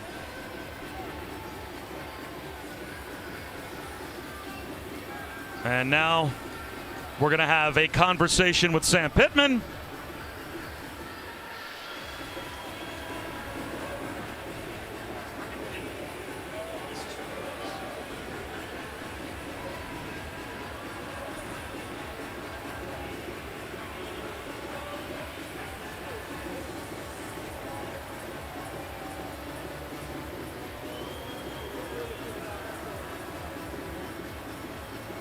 Your guess is as good as mine as to what is taking so Are we long making for the dinner officials plans, guys? to just make a decision and end the game. After further review, when the defensive player picked up the ball, his knee was on the ground at the 44-yard line. Please replay the game, reset the game clock to 6 seconds, 0-6. So now we will have the formality of Arkansas coming out, going to victory formation and taking one last snap before 44-30 is your final.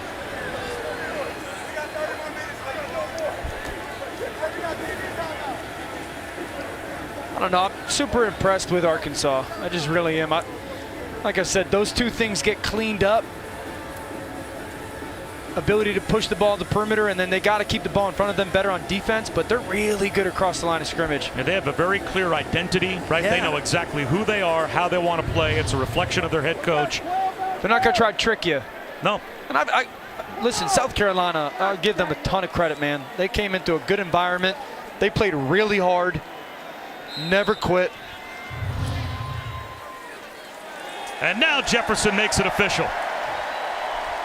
So the final score is 44-30. Arkansas wins it over South Carolina. For Dan Orlovsky and Chris Button, I'm Bob Wischusen. So long from Fayetteville. Stand by. It's Matt Barry and company back in the studio. ESPN thanks you for watching this presentation of the Southeastern Conference.